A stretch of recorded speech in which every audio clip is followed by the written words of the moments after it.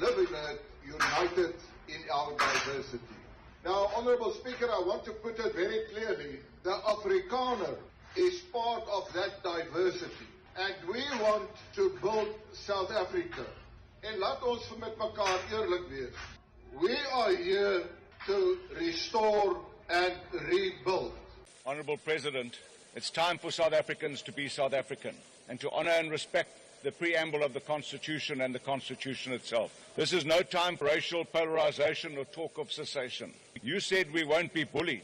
Thereafter, President Trump issued an ill-informed executive order, fueled by divisive narratives designed to fracture us. This should have reminded us all that we do not live in splendid global isolation. The backpedaling in the face of Trump's executive order and the looming threat of AGOA's revocation has been remarkable. It reminds me of the popular acronym FAFO, be careful of what you wish for. The truth is, for years we've been bullied. The New World Order sees which side you have picked, and now the chickens are coming home to roost. All right, so that there captures part of the essence of that debate that took place yesterday in response to the State of the Nation address.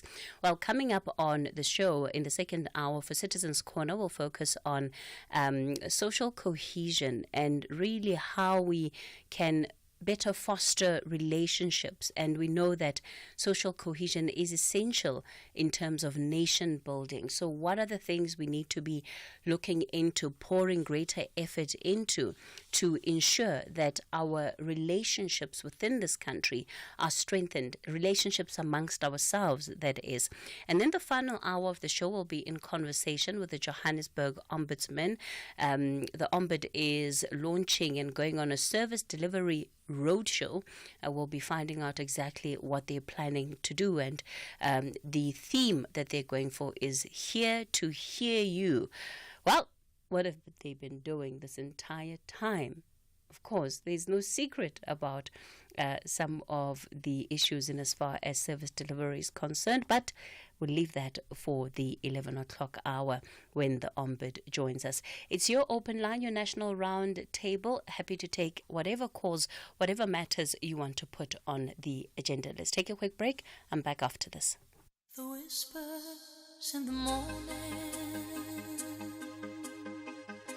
as I look in your This February, the month of love and self-care, at SAFM we're celebrating with you, spreading love to all. Let's embrace kindness, connection and self-care. And as always, SAFM will continue leading the conversations that move us through love, wellness and everything in between.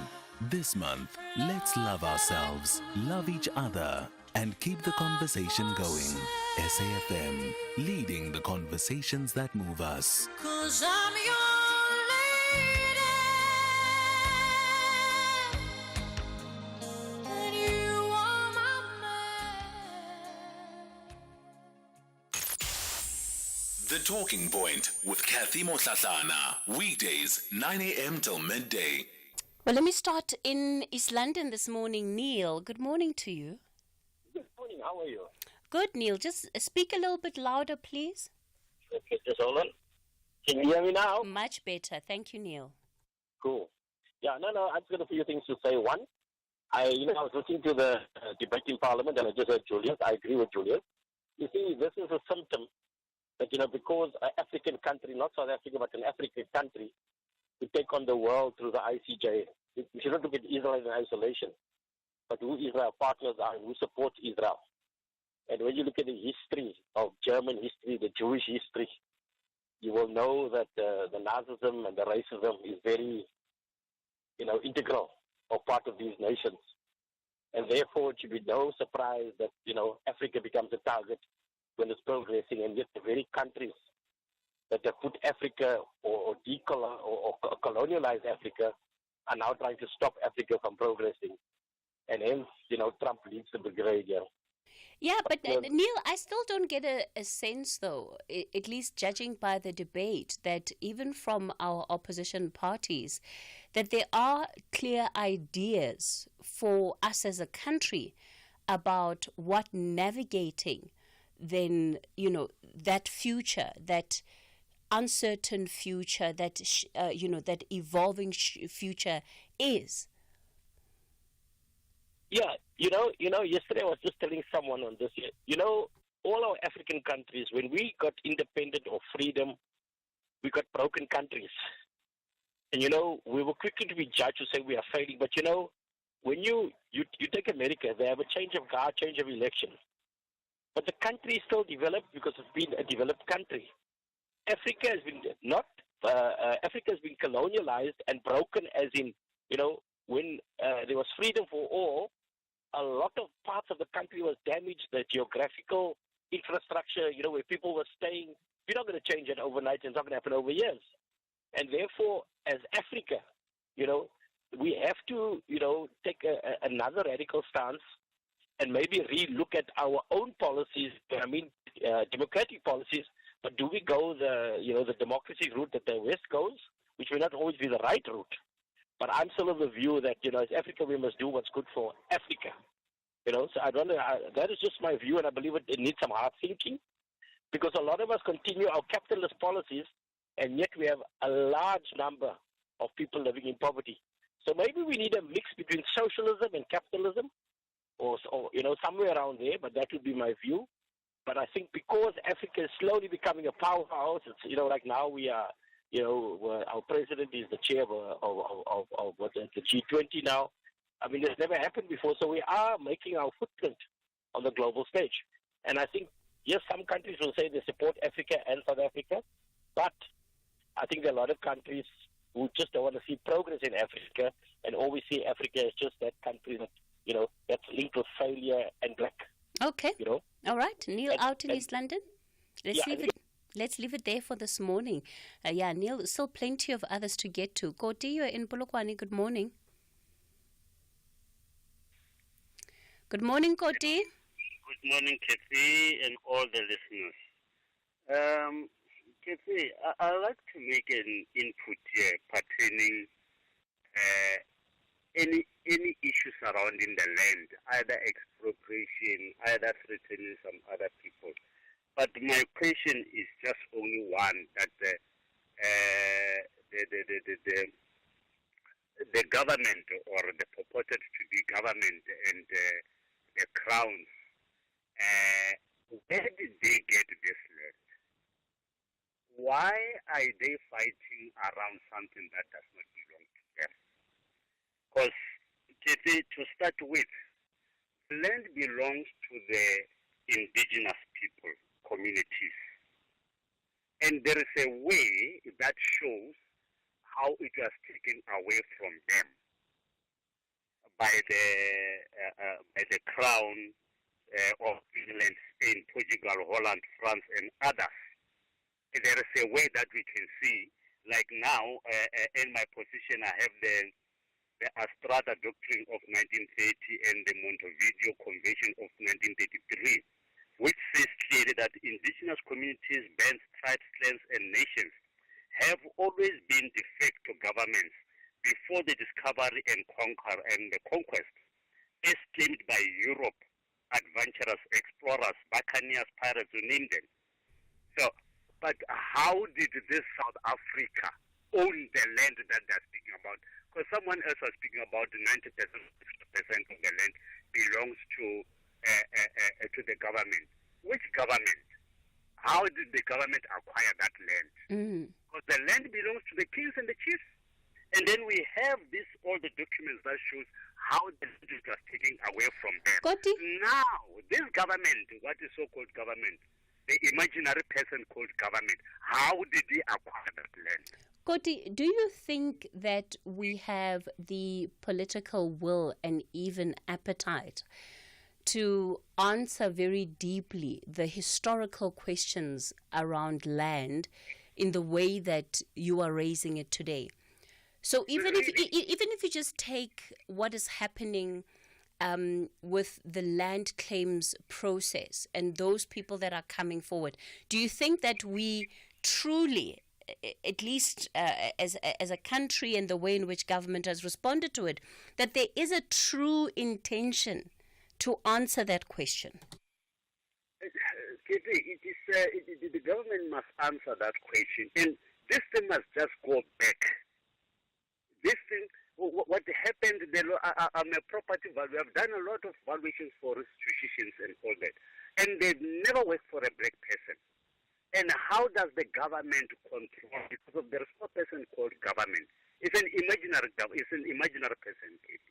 So when these people were existing, when God gave us the land and everything, the imaginary person called government was not in existence, was not there. How did they acquire this land in South Africa as we speak? All right. Because we have Zulus as sovereignty. Xhosas, all that pages, Shangas, vendors, they are sovereignty. What is South Africa? It's a company. It does not qualify to be a government. It's a company.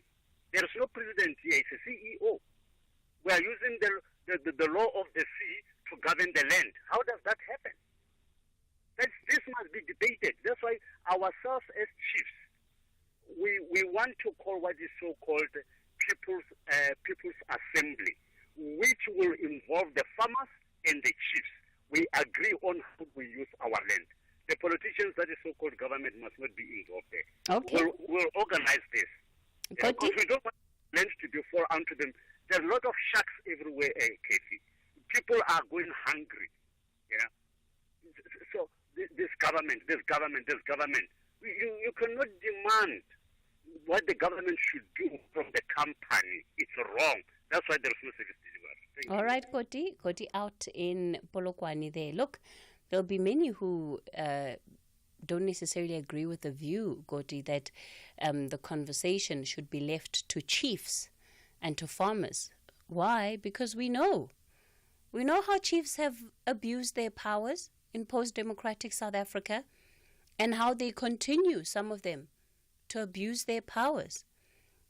So I don't know that there is necessarily an entity or a sphere that is recognized that has managed and dealt well with the land issue, outside of issues of the protection of private property. But when it comes to genuinely ensuring that people have greater access to land. We'll continue the conversation on the open line. It's 9:30, time for your latest news headlines. Good morning. In the headlines, 2 people have been killed in a crash between 2 trucks on the N1 near Koppies in the Free State. Police have advised motorists to avoid the N1 road between the Val Plaza and Kroonstad. Ambassador Ibrahim Rasool says South Africa's embassy in the US has not received any inquiries from Afrikaners about moving to the US.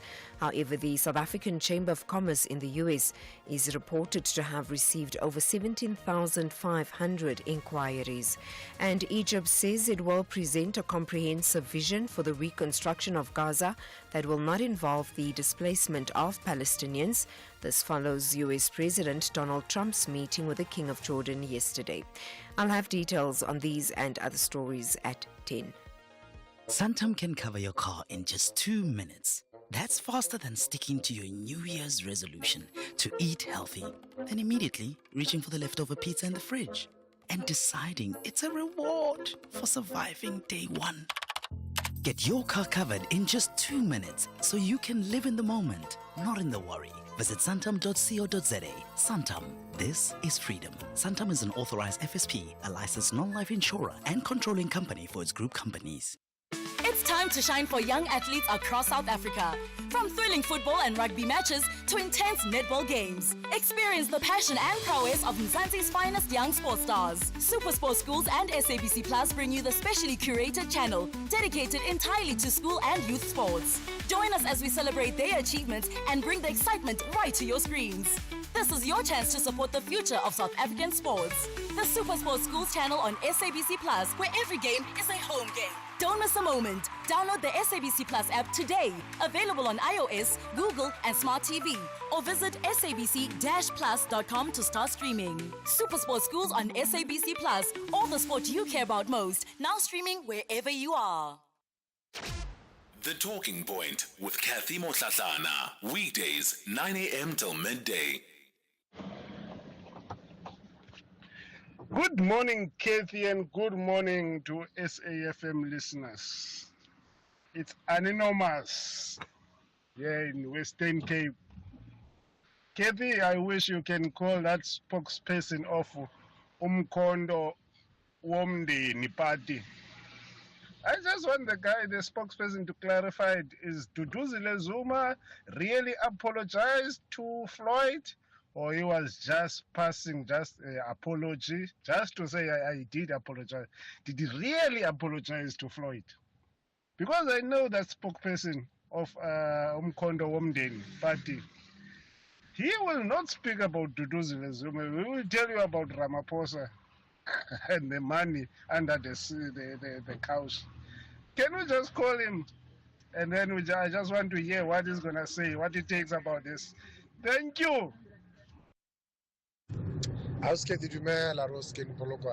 morning I want to talk about Floyd Shivambu. Can somebody send him an SMS to say, na ayakwi? That was a bad move to start with, to move from EFF to MK. MK has always been chaotic, man. I don't know, maybe he thought he will stabilize it, but then it has always been chaotic. So now it's out, everybody knows.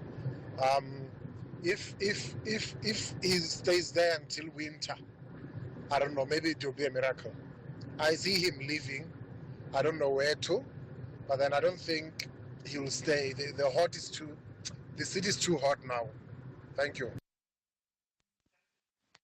Kathy, this is Luando Zweni, the Secretary for Education in Azapo. We are concerned about what is happening in the Western Cape, Cape Technical. Hundreds of students there are left without any spaces for accommodation, and even those that were assisted are not fully assisted. This is a problem in many institutions of higher learning. Azapo is concerned about this situation. Every year we are met with this kind of situation. It calls to question whether or not the ministry dealing with education in this country is serious in terms of planning, in terms of everything regarding organization. Every single beginning of the year, we have met with this kind of disorganization with regards to access and accommodation. The government needs to do something about this. The education of our children is very important and needs attention. Thank you, Kathy. And I must say, I agree with that view that asks questions around why is it that we see a repetition of the same issues year on year in terms of student accommodation, in terms of NSFAS and access to funding for those that have been approved for it.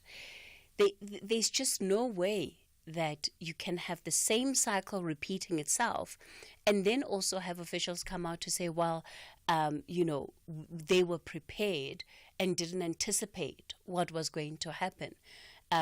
So we have been reaching out to NSFAS to bring them on. You'd recall that we dealt with the issue around student accommodation 2 weeks ago, just to understand how they were going to try and deal with the backlog of payments to service providers and to those that were dissatisfied. And I can't even tell you how many calls we get on the open line and WhatsApp messages on the issues of NSFAS. In fact, there are too many sometimes for us to put on air. So we are trying to schedule a conversation with NSFAS. Hopefully it will be before the week is done, so that we just are able to deal with some of these issues. But incredibly frustrating, right? And it shows the lack of planning. There's no way that this can be the outcome and then people say they've planned. Well, what did you plan? Because we don't see the result or the evidence of your planning. Yeah, in terms of the MK party, I guess there's a lot to keep up with there. I don't know, sometimes it makes my head spin.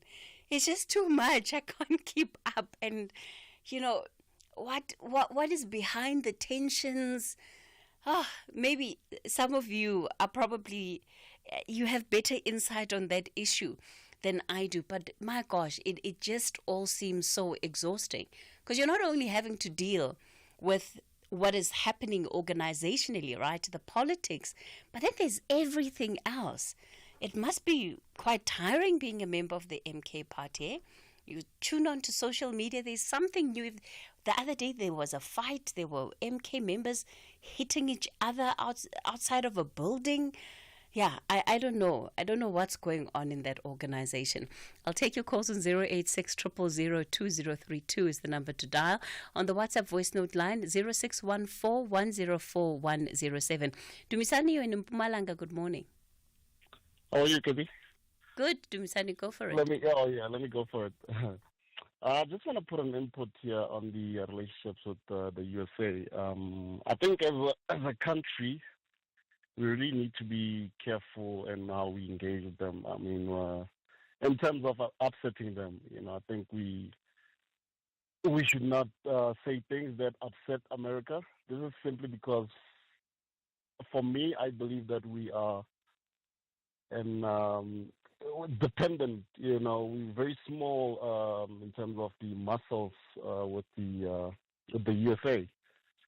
So in terms of what the president said, that we should not be bullied. For me, it could have been better how we engage with that.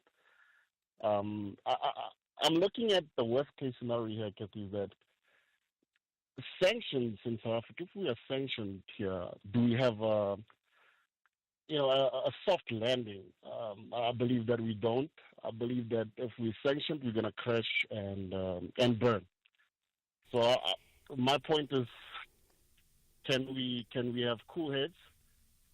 And at this point, maybe it's a lesson for Africa or South Africa to say, we need to start building, as a nation, as an African continent. We need to start being independent in a way. I mean, if you look at America can say, well, to China, I'm going to sanction you, I'm going to put tariffs on you.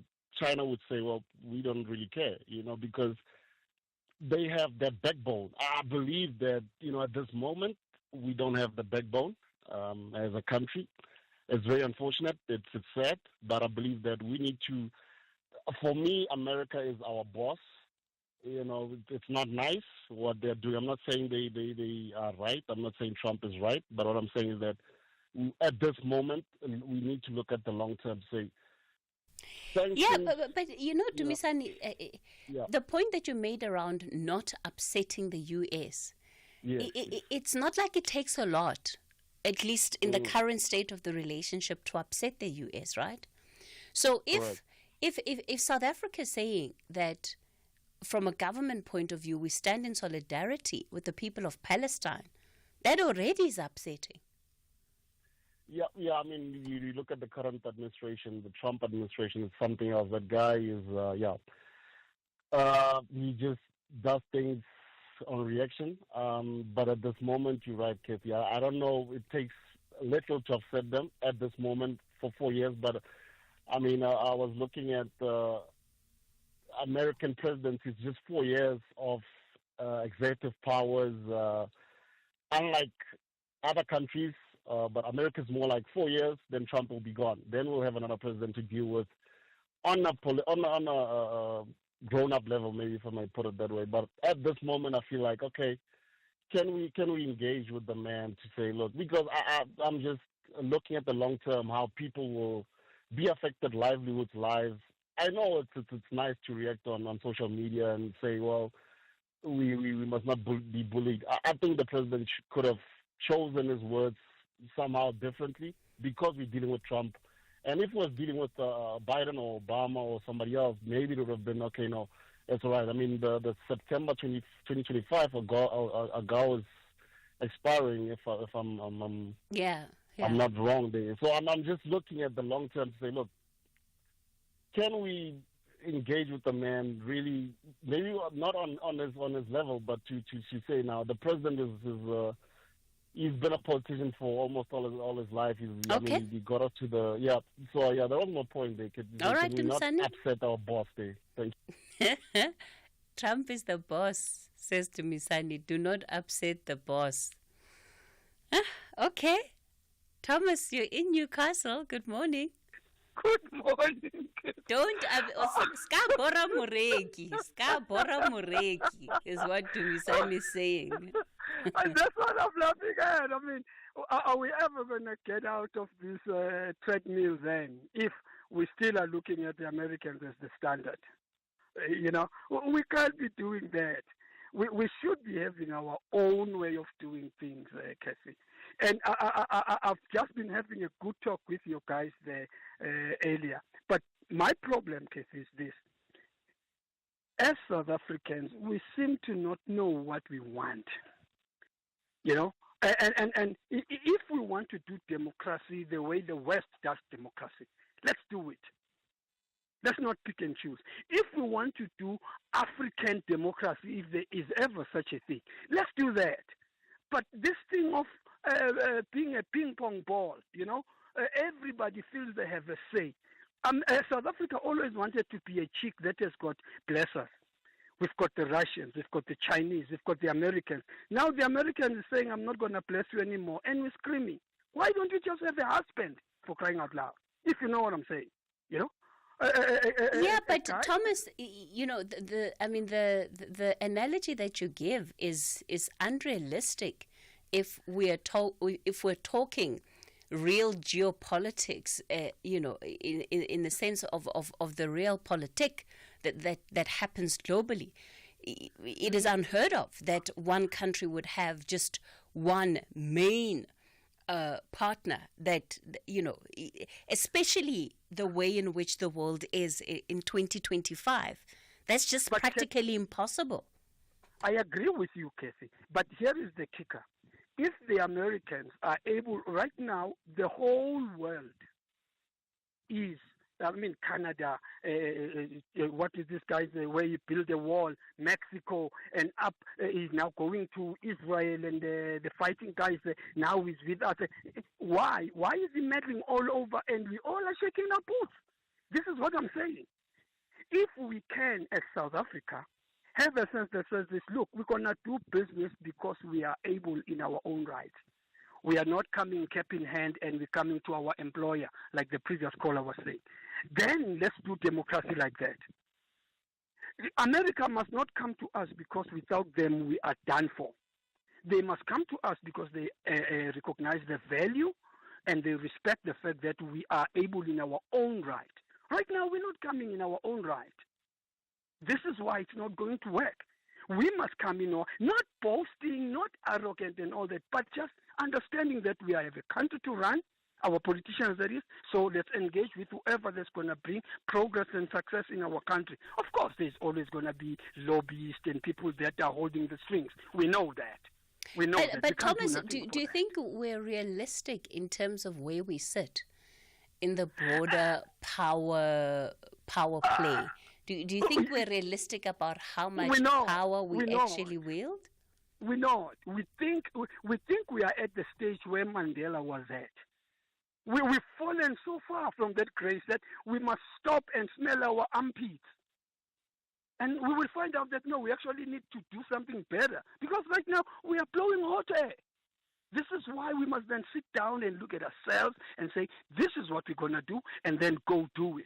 Stop listening to all these wins, and then some of my brothers will say, kick Trump, do that. When we are hungry, we're going to be eating each other. And then what? We're going to be another Zimbabwe. Okay. And then what? Thomas, let's leave it there. Thomas is out in Newcastle. Let me go to Bloom. Chaka, good morning. Morning, Cathy. Cathy, I just, this thing of Trump, it's just, it's a trigger. In fact, it's just a reminder that we should look at ourselves, at least what we've been doing wrong, what we've been doing. It's, critically looking at ourselves. Trump is a madman of the moment, so, he's erratic and so on. And then he's a man who can never be pleased. So trying to please him is just a waste of time. we look at an American society, we look at a long-term relationship with America and so on. And of course, inwardly looking is we look at ourselves strategically. What is our vision? What are our core values? And of course, our strategy and so on. If we look at our core values, for instance, we cannot be detracted from. If our core values is that we support Cuba, we support the people of Palestine, and we have solidarity with Russia and China against the Western imperialism. That's basically our core values. We cannot change. We cannot be detract from our core values. And that somebody wants us now to support the genocide and so on. That's just an example. But if we are serious about our vision and going forward, we should not also be afraid of suffering. There's this thing about health. They say the state of disease is if you continuously seek the comfortable life. Those who continuously seek comfortable life, they are in a disease state. Very soon, boom, there will be cancer, there will be diabetes, there will be Alzheimer, and so on and so on. That comfortable life will translate into a serious state of disease. So let's not be afraid to suffer if we know exactly what... Chaka, I suppose part of the question we need to ask, right, is that, yes, it's fine. Let's take whatever pain we need to. But are we prepared for that pain? Are we ready for it? And it's all good to talk in hypothetical senses, right? But when we are dealing with, companies that are today exporting goods and products to the U.S., that if by the stroke of a signature, the U.S. president could bring that to an end, are we prepared for what the impact of that on those companies is going to be? So should we not be acting based on, yes, we need to lessen the dependencies, but let's have a plan around what practically that means? That's exactly what I was saying, that if we had a strategy, if you have a strategy, you don't get surprises. When surprises happen, it's just something that you already had in mind. But now we just should move without direction, without a strategy, without a vision, and without core values. We just, plodding ahead without much attention to those. The thing is, we can't just react to things of the moment and say, well, no, let's make a plan or something. If you have a solid plan, things of the moment becomes what you already anticipated, and you can react to them. And the fact that, there'll always be, in a life, there'll always be those surprises. Okay. Chaka, let's leave it there. I'm going to take a quick break. I'm back with more of your calls, 086 000 2032. That's the number to dial on the open line, on the WhatsApp voice note line, 0614 104 107.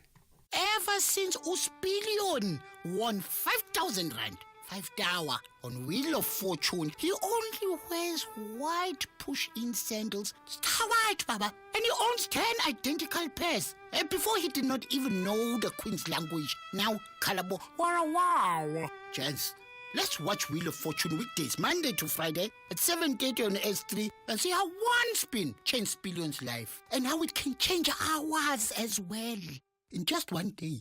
Whether it is a CCMA referral, problems with a mechanic, or unfair blacklisting, Clientele legal plans are affordable, and you receive up to 670,000 rands worth of legal services per year.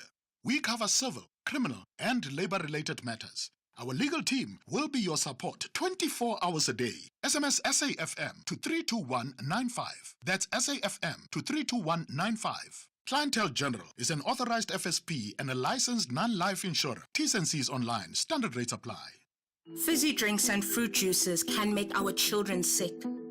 Sugar is dumped into their bodies with every sip, which could lead to obesity, heart disease, and diabetes as they age. We must protect them from drinks high in sugar. Demand a stricter health promotion levy now. Sign the petition on heala.org. That's HEALA.org. SAFM 104 to 107 nationwide. Leading the conversation. We continue on the open line this morning. Gary, you're in the Free State. Good morning. Hi, morning, Cathy. I just want to take your speaker quick. Yeah. Sorry, because I've been listening. 2 seconds, quick. Okay? I didn't phone in because of the trade agreements. These people that phone in, do they really know what trade agreements are?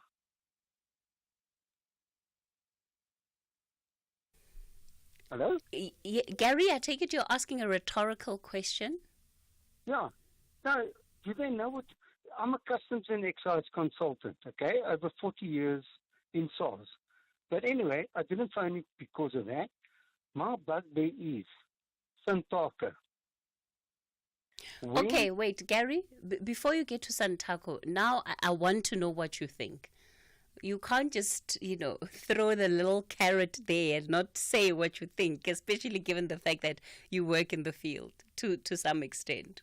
Yes, I'm actually busy with the ITAC now submission. I just finished a submission on aluminium to ITAC. But the thing is, people phone in. Do they know what trade agreements are?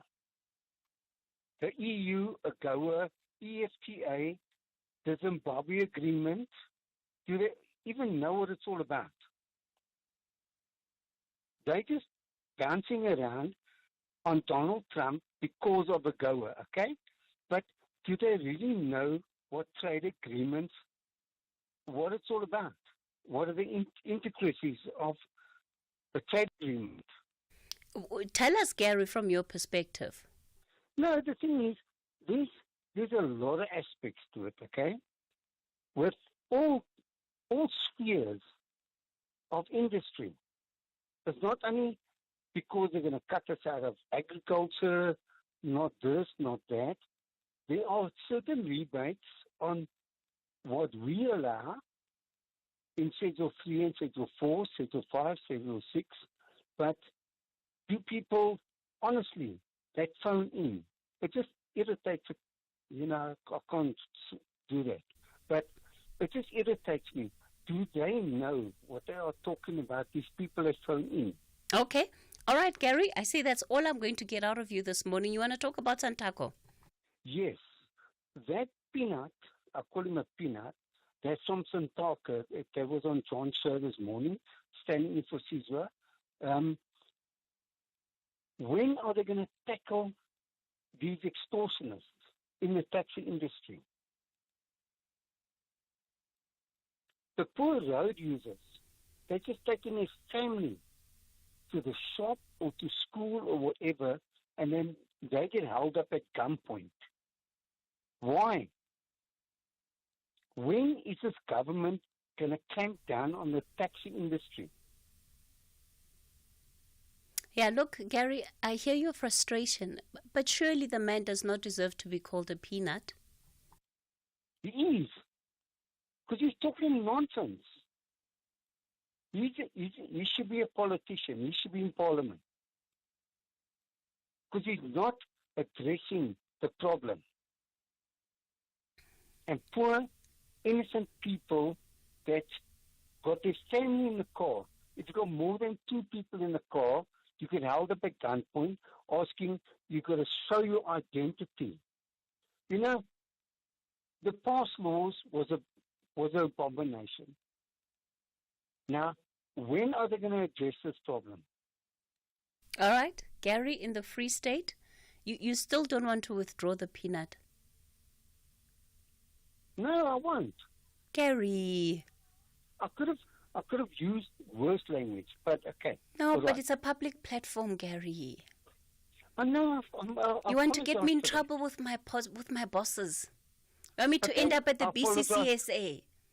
I will apologize to SFM, but not to that guy. Bye-bye, Gary. Okay. Have a good day. Temba, you're in Sakani. Good morning. Morning. How are you? I'm good, Temba. Go for it. Okay. Yeah, I'm Temba. I'm with my fellow employees here. So we have a problem with the company that we used to work for, yeah. There are certain complaints that we have, so we need help. Temba, tell me, which company is it? What is the problem? Okay, the company is called Trailer Bodies. They will produce trailers. So we have a problem with regards to dismissals. There are dismissals when you try to complain with the company, with the things that they are doing. I have so many things that we have many problems with the company. The company is dismissing people, and they don't give us papers. We have issues with UIF. We have issues with the RIP5s. We have issues, a lot of everything. They are not complying at all. They don't comply. What are the reasons that they've given for the dismissals, Temba, and how many people are we talking here? Hey, the number, I think we are around 12 or 13 people that we have. The ones that are trying to fight all of this. That have been dismissed as of when? Yes. When were you dismissed, Temba? I myself only. No, the 12. When were you guys dismissed? I think around last year. These are the cases of last year. Around from June, from May. Okay, so okay. Have you tried to take these matters up with the CCMA or even with the Labour Department? Okay, what we did now recently, we're an attorney that we appointed, but it seems like as if I don't know what went wrong with the representative now. He's no longer taking our calls. He's no longer answering. So that's the problem we have. That's the reason that we decided to come to you. So you haven't been able to go to the CCMA yet? No, yet I myself, I didn't go to the CCMA. But the other guys, I think, to the group, maybe 3 of them, they went there, but they didn't win the case just because the representative was not there. Yes. Okay, so this morning you guys are protesting, or what's happening?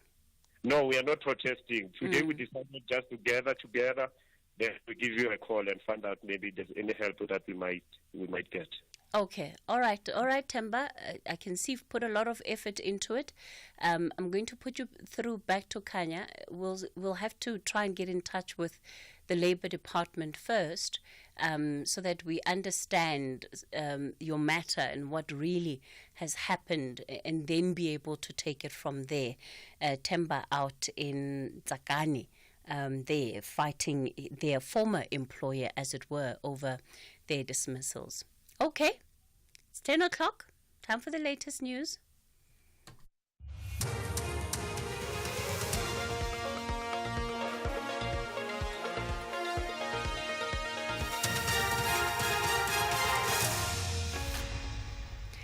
In our top stories, 2 people killed in Free State road crash, and Egypt to present a comprehensive plan for Gaza reconstruction.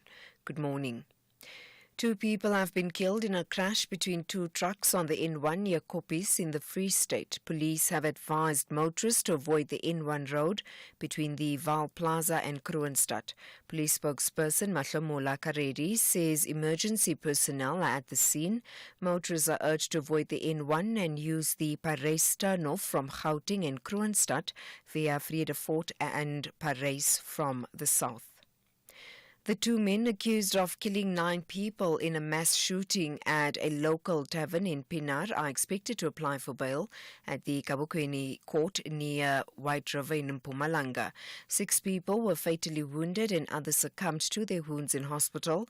The 2 accused, Bongani Nkosi and Mduduzi Lubisi, had previously abandoned their bail application when they were informed of an additional count of murder following the death of the 9th victim.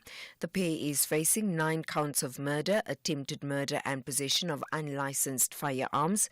Police are yet to establish the motive of the mass shooting.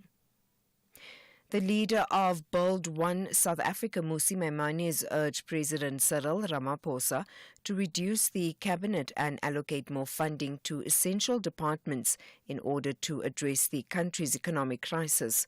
Speaking during the parliamentary debate on the state of the nation in Cape Town, Maimane says they need action from the president and not promises. If you really want to see growth, let's cut waste. Let's ensure that we have the cabinet, and if we want 4,000 more police detectives, I say reduce the cabinet and fund the police. On the second instance, let's improve our transport infrastructure. On the third, if we are serious about fighting corruption, Mr. President, the SIU and the NPA are performing at 48% capacity. Let us bring this up to 100% and remove the corrupt elements from either cabinet and also at local government.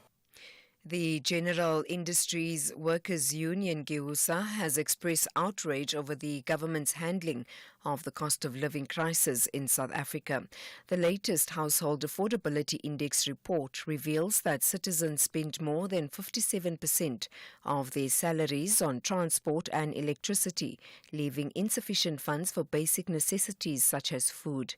GEUSA's President Mametlo Sibe says the government is treating the pockets of the working class people as limitless. He further attributes the living crisis to the capitalization of Eskom away from the public service model to a profit-making institution. Why are we here with Eskom?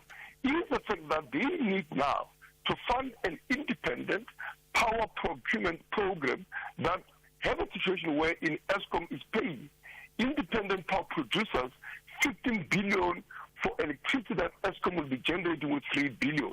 That is 5 times more than what it has cost Eskom. Now the same government want to privatize water, want to privatize almost everything under the sun. That is going to further escalate and exacerbate the cost of living crisis. Ambassador Ibrahim Rasool says South Africa's embassy in the U.S. has not received any inquiries from Afrikaners about moving to the U.S. However, the South African Chamber of Commerce in the U.S. is reported to have received over 17,500 inquiries. This after the U.S. President Donald Trump offered to resettle Afrikaners in the U.S. Rasool says he's been meeting with decision makers in the U.S., including the Senate and Congress. Look, I think that we have not had any doors closed on us. Wherever we have asked, we have been able to speak to people, but we are doing it in a very thoughtful way. We are doing it not panic-stricken, that we are destroyed and we are in difficulty and all of those kind of things. Neither are we doing it in a way that is undignified, that we are here with a begging bowl. And so we have simply come here to assert the case for our country, and we have certainly come here to say engagement is the only way forward and that we are here to be engaged and to engage you. And finally, Egypt says it will present a comprehensive vision for the reconstruction of Gaza that will not involve the displacement of Palestinians. This follows U.S. President Donald Trump's meeting with the King of Jordan yesterday, where he doubled down on his plan for the U.S. to take over the Gaza Strip by forcibly evicting Palestinians and making neighboring Arab countries house the displaced. Sitting beside President Trump, Kim Abdullah said it was important to consider Cairo's proposal for an alternative. I think we have to keep in mind that there is a plan from Egypt and the Arab countries. We're being invited by Mohammed bin Salman to discussions in Riyadh. I think the point is how do we make this work in a way that is good for everybody. Recapping the top story, 2 people have been killed in a crash between 2 trucks on the N1 near Kopis in the Free State. Police have advised motorists to avoid the N1 road between the Val Plaza and Kroonstad. For SAFM News, I am Anne Musa. Whether it is a CCMA referral, problems with a mechanic, or unfair blacklisting, clientele legal plans are affordable, and you receive up to 670,000 rands worth of legal services per year. We cover civil, criminal, and labor-related matters. Our legal team will be your support 24 hours a day. SMS SAFM to 32195. That's SAFM to 32195. Clientele General is an authorized FSP and a licensed non-life insurer. T's and C's online. Standard rates apply.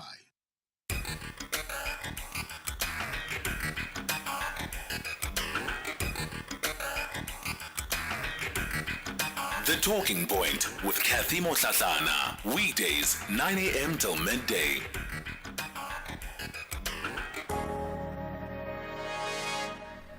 You're listening to The Talking Point. It's 7 after 10 o'clock. Welcome to the second hour of the show as we continue to lead conversations that move us. Coming up in this hour, we'll get into our Citizens Corner. And today we've decided to have a conversation around social cohesion, right? And why it is that we are having these challenges around building, around addressing matters such as exclusion, around integration within our communities, right? All of these things are an integral part of the kind of nation that we can build. So we'll take a closer look at understanding social cohesion.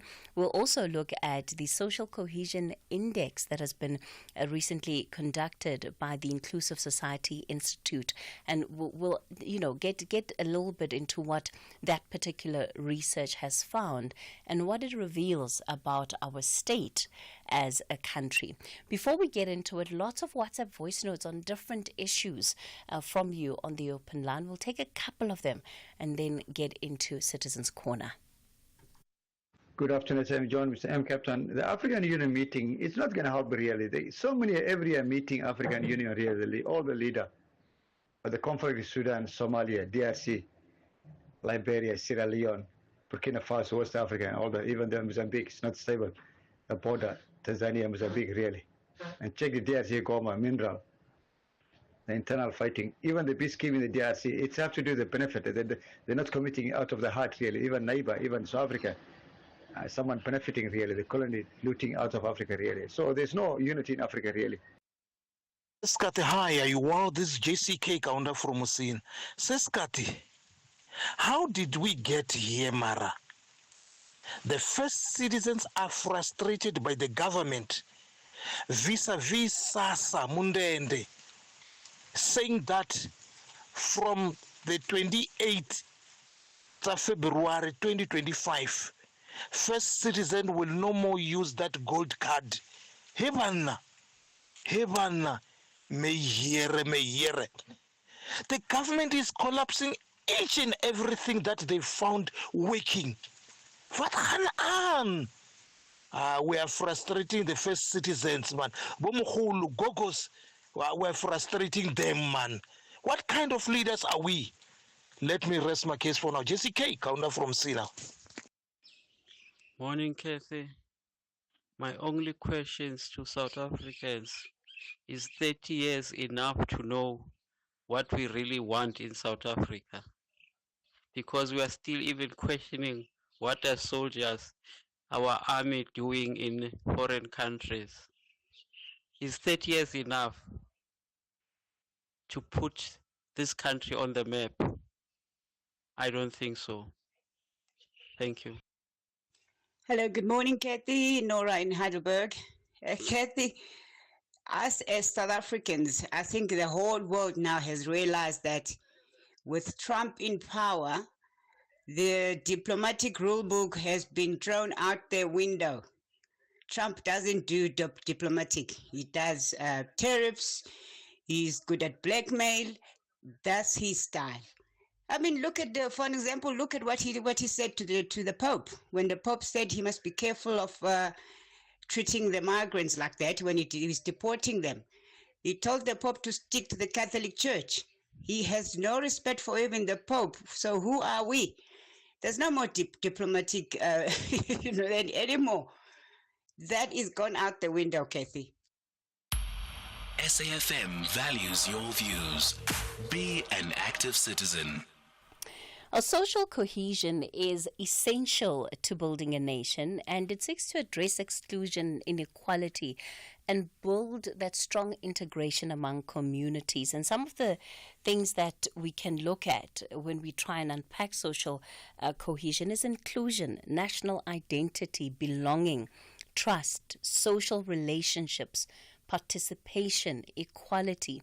In a recent Social Cohesion Index conducted by the Inclusive Society Institute, it showed, signs of improvement where wealthier provinces showed lower social cohesion levels, Limpopo led in social cohesion with 56.5 points, and KwaZulu-Natal recorded the lowest score for social cohesion with 49.6 points. So what is it that we have to do in order to build this society and build these values around integrating our communities? Daryl Swanabu is Executive Director of Inclusive Society Institute. He wrote the Social Cohesion Index. Daryl, good morning to you. Good morning, Cathy. Good to be with you and the listeners. Dr. Yakub Abba Omar is Director of Operations and Mistra, and Chair of the Social Cohesion Task Team of the NPC. Dr. Omar, good morning. Morning, Cathy, and warm greetings to the listeners. And Retabile Ratsomo is a non-racialism program manager at the Ahmed Kathrada Foundation. Retabile, good morning.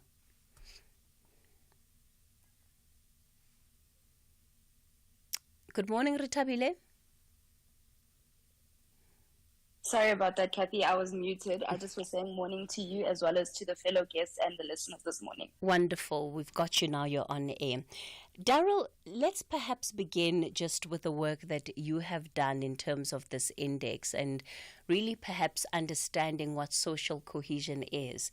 It's something that comes up ever so often, right? So in the midst of the debates that we're having in this country right now, around land, around expropriation without compensation, when there are ideas of unity, you'll hear social cohesion just thrown in there somewhere, that we need more social cohesion. We need greater social cohesion. But what are we talking about? What is social cohesion? Cathy, well, let me just start by just a small correction, and that is I didn't write the report. I project managed it and I edited the report. The Inclusive Society Institute did this project in cooperation with Professor Binker and Dr. Georgi Dragodov from Constructor University in Germany. And they are really world experts in measuring social cohesion in countries, having measured social cohesion in over 50 countries. I may add that South Africa is the first country in Africa that they measured. So social cohesion, basically, and you refer to it, is built around three areas. One is the cooperation amongst the citizenry for the common good. The second is the trust, the trust that they have in the institutions, the trust that they have in their fellow citizens, the trust that they have in the future. And thirdly, looking at an inclusive identity. Now, the index score came out at 53.3 in 2024. And this follows a steady decline over the preceding 3 years. In 2021, it was 53.5, and it steadily declined, and there was an inflection point in 2024. So that creates some hope, but we have to see, will this trend continue? And why we decided on getting an index is because, as you said, there's always this reference or ad hoc reference to social cohesion, and it's thrown in. But is there a real instrument measuring it on an ongoing basis? And the idea of this index that is over a period of time, you'll be able to see, is social cohesion improving, declining, staying the same? And what it will also do is pinpoint the areas where the problem lie. Now, our overall index score was 53.5 for 2024, which is slightly ahead the midpoint reflection point. And it's also not that far out from countries such as Germany and Israel and India. It's more or less in line. But when you dig deeper into the South African results, there's some interesting findings. And that is that there are three areas that are very, very concerning. The one is the respect for social rules. I mean, we just need to see on our streets the way the taxis drive, people don't pay their fines, all these sort of things. The respect for social rules is a mere 36.6, which is in the danger zone.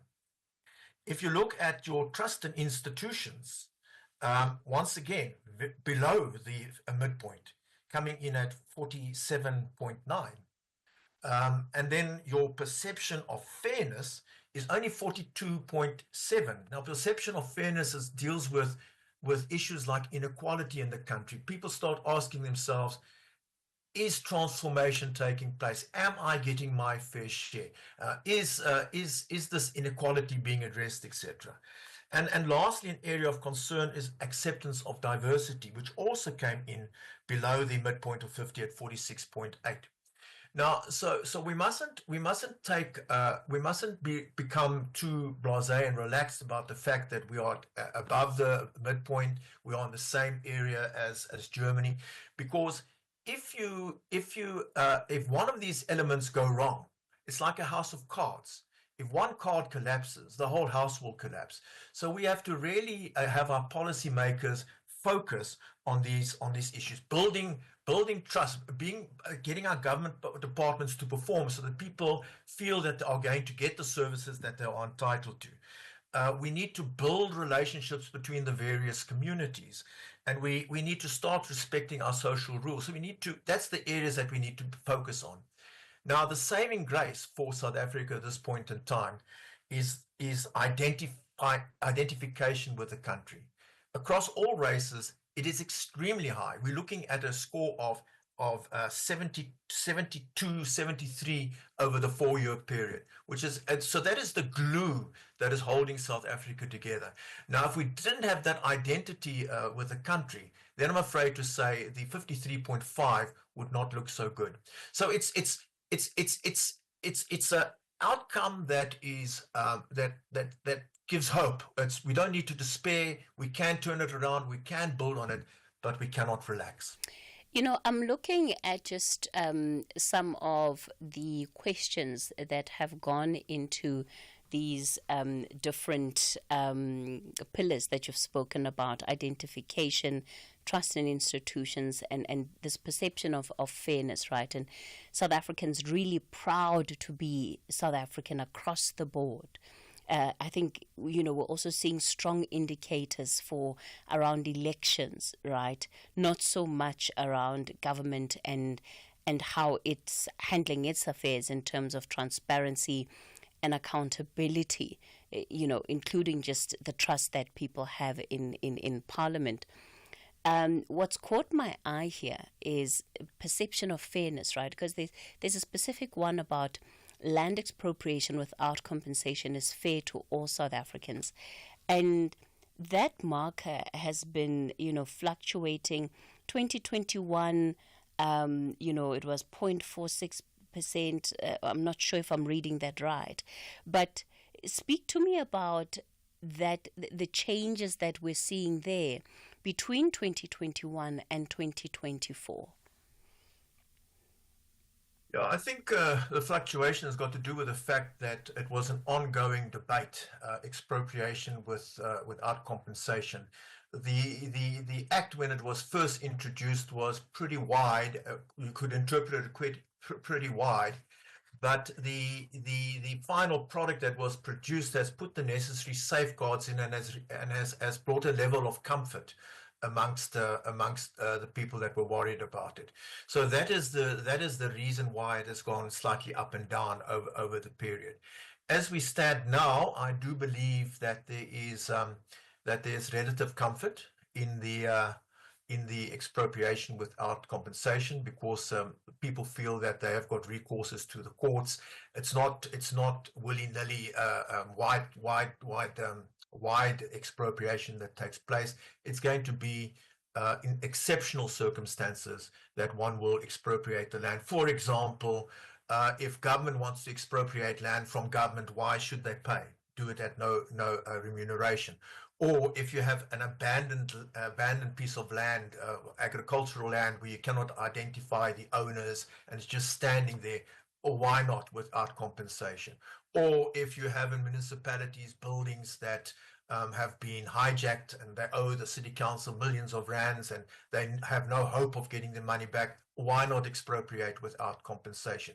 So there are rational reasons for the expropriation, and I don't think I think people see those rational reasons and are not that worried as we sit here today. Of course, we are going into the field in about June for the 2025 results, and we'll see if that statement of mine holds true.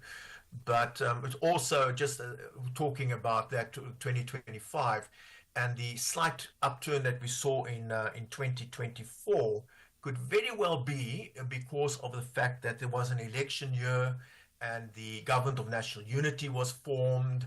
So there's a greater optimism in the country. And let's see if that holds as well. So I don't think it is yet showing an upward trend. It's an upward tick now, but it's not necessarily a trend that we'll see over years to come. What distinguishes the provinces in as far as this overall social cohesion index is concerned? So Limpopo, of course, seems to be winning, right? They seem to have the formula around social cohesion, doing something right. But there's quite a big difference, because right after them is of course wait, I'm looking at this map. No, it's definitely not the Western Cape, right? You've got the Northern Cape that's right after Limpopo. What are the differences there? Because these are also your more rural, your more poorer provinces, or considered to be that way anyway. Yeah, it's actually quite an interesting finding, that because it actually goes against what the conventional thinking is and what the conventional results have been in other countries. In other countries, we have found that where we have richer provinces, cohesion is high, and when you have poorer provinces, or like in Germany, states, cohesion is lower. But in South Africa, it's completely the opposite, where we found that in the richer provinces, social cohesion is relatively lower than in the poorer provinces, and I think that has got to do with two things. First of all, it's got to do with inequality. In the poorer provinces, that stark reality of wealth and poverty is not in your face. Everybody is, say, in the same boat. Everybody is surviving, and you don't see these differences. Whereas in richer provinces, you see the Porsches and you see the Rolls Royces and you see these mansions, and you're sitting in your humble home in one of the townships, and you're saying, but is life fair? And I think those perceptions of fairness are then negatively affected. It was also interesting that we found that where modernization took place, where you have higher levels of education, higher access to technology and ICT technology, internet, etc., social cohesion was actually lower than those provinces where you had less education and less access to internet, which also goes against the international finding.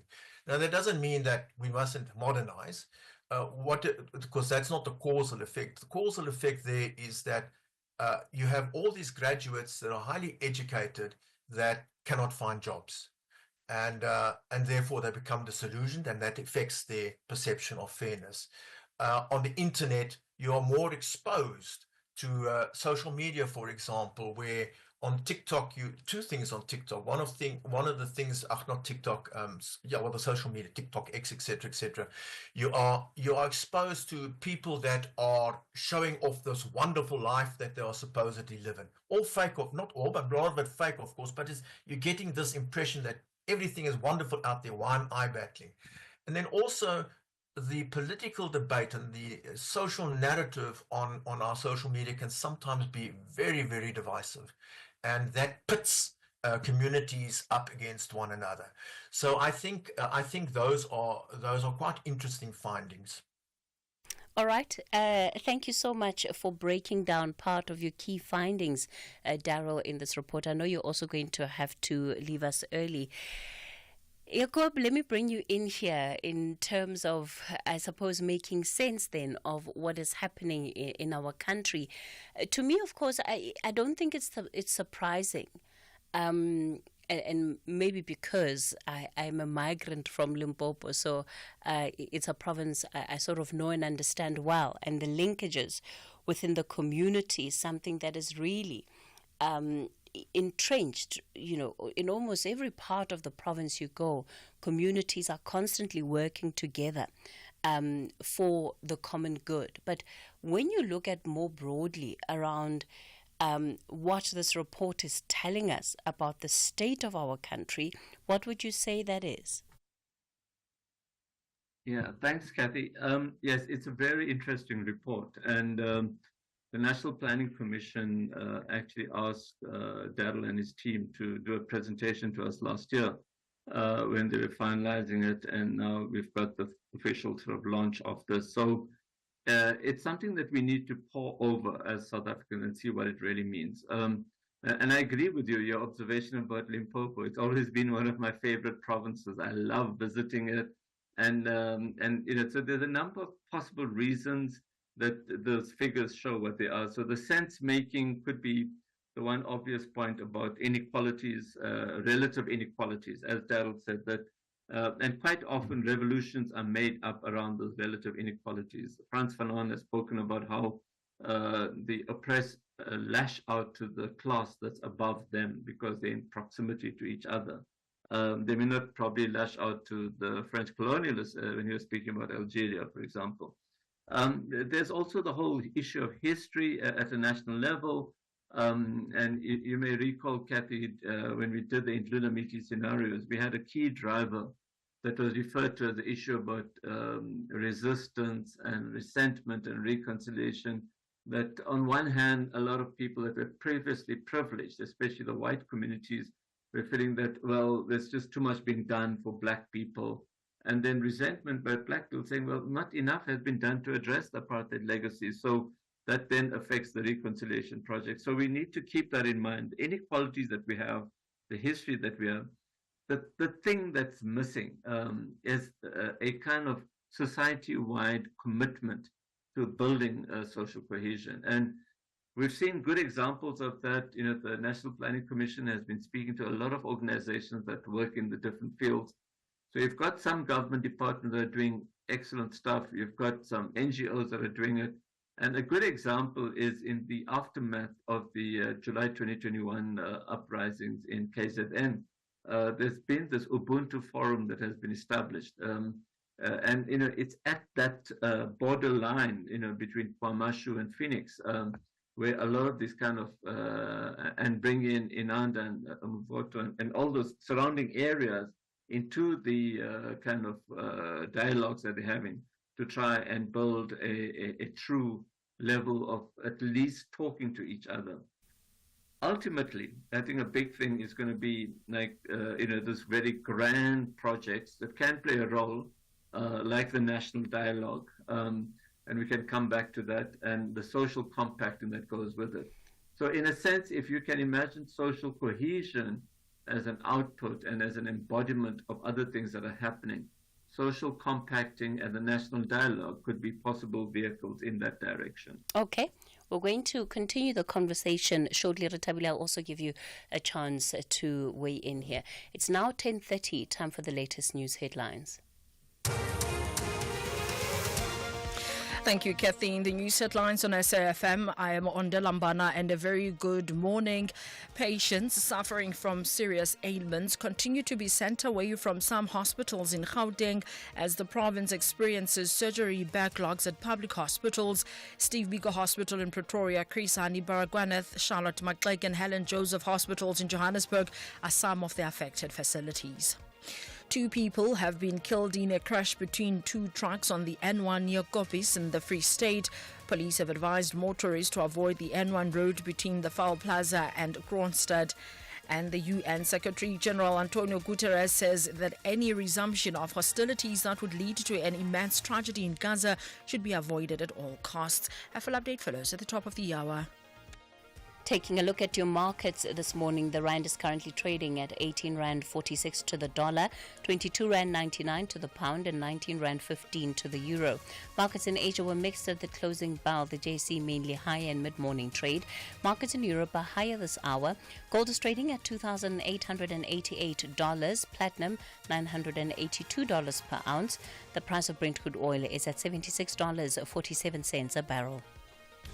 The Northwest Legislature Portfolio Committee on Community Safety and Transport Management, chaired by Honorable Freddy Sonakile, will host public hearings on Marine Oil Pollution Bill on the 14th February 2025 at Kruat Mariko Community Hall in Ngakamudiri Molema District, Mokopa Community Hall near Venterstop in Dr. Kenneth Kaunda District, Utlanang Community Hall at Christiana in Dr. Ruth Somuti Mombati, and Sutelong Community Hall in Bojanala District. All public hearings start at 10.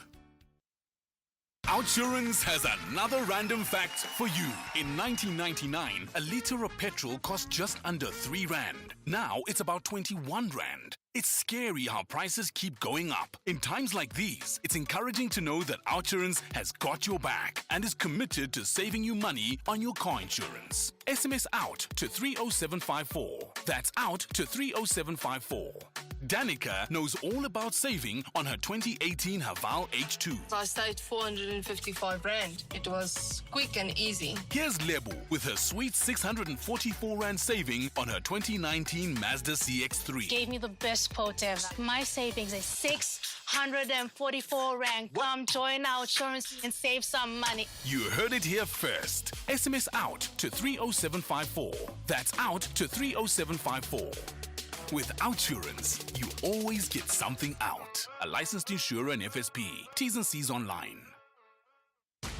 Masandawana want to display their elite status with a graduation letter to the last 8. However, lower division team, Mpeni Home Defenders, are seeking to make history and join the league of giant killers. This is the Nedbank Cup Ross 16. Mamelodi Sundowns versus Mpeni Home Defenders on Sunday, 16 February at 2:30 p.m. live on SABC 1 and at 3 p.m. on SABC radio stations. Also available on SABC Plus and SABCSport.com. Proudly brought to you by SABC Sport. For the love of the game. The Talking Point with Cathy Mohlahlana. Weekdays, 9 a.m. till midday. We continue the conversation on the Talking Point. Welcome to Citizens Corner. If you've just joined us today, we're looking at social cohesion and how we can create stronger relationships and more integrated communities in our country. Joining us for this conversation, Dr. Yaqub Abba Omar, who is the Director of Operations at MISTRA and Chair of the Social Cohesion Task Team of the NPC, and Rethabile Ratsomo, Non-Racialism Program Manager at the Ahmed Kathrada Foundation. Daryl Swanepoel, who is part of Inclusive Society Institute that has released then this report. He's had to go.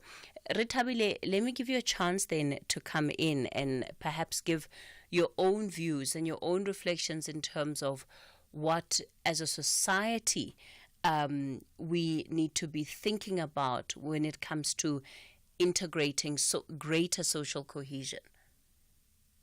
Thank you so much, Cathy. I think, the previous guest speakers have alluded to that, and I think Abba Omar put it directly in saying that, we definitely need to be able to foster a kind of widespread commitment, not only to our national identity, but truly actually believing and embodying the ideal that everyone who is in South Africa belongs to South Africa.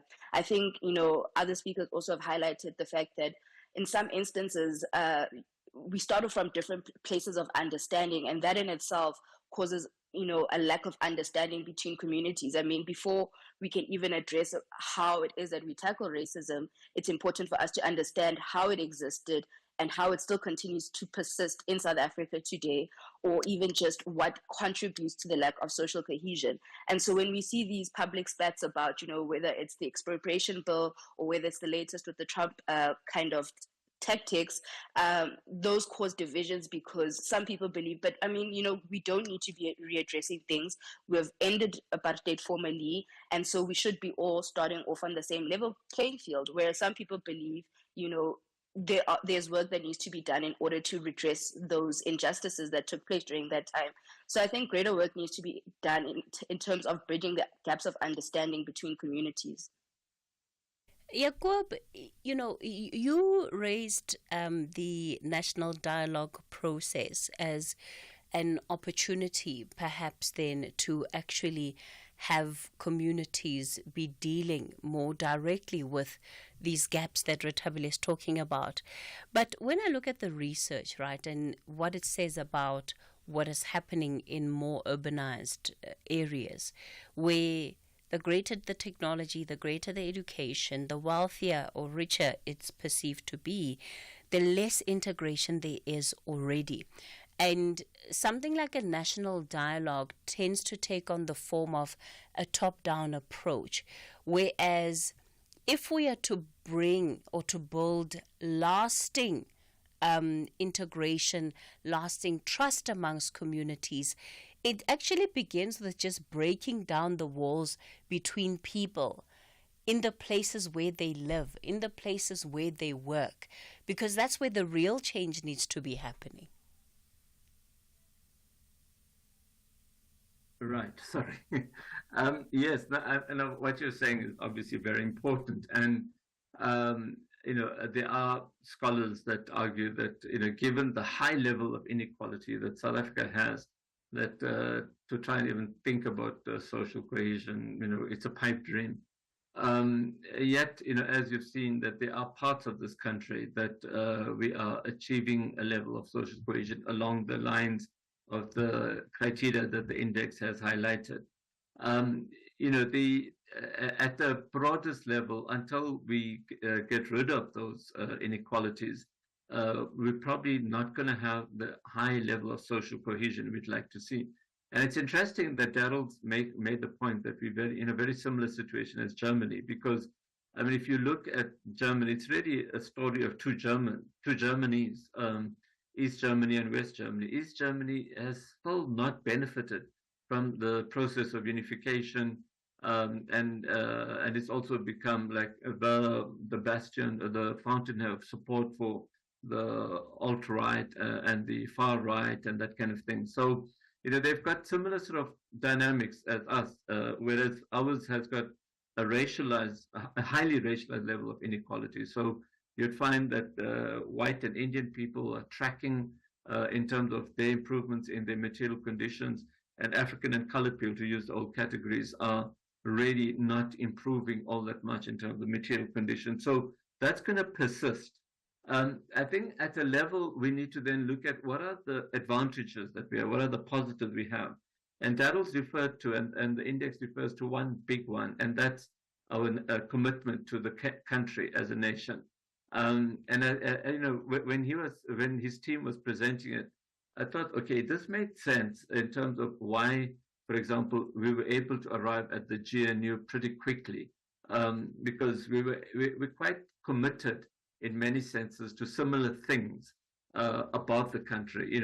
The unemployment issue, the inequalities, the poverty, issues around power generation, ESCOM, water, all those things are commonly understood issues. We can build unity around that. What we need to do is develop the positivity, the confidence that says that, yes, we are committed to building the country together with the upliftment of everybody. And that's where I say that we need commitment from not just from the top. I think we always talk of the top and think, okay, the president, etc. But we need commitment across society at the various levels of organizations and leadership.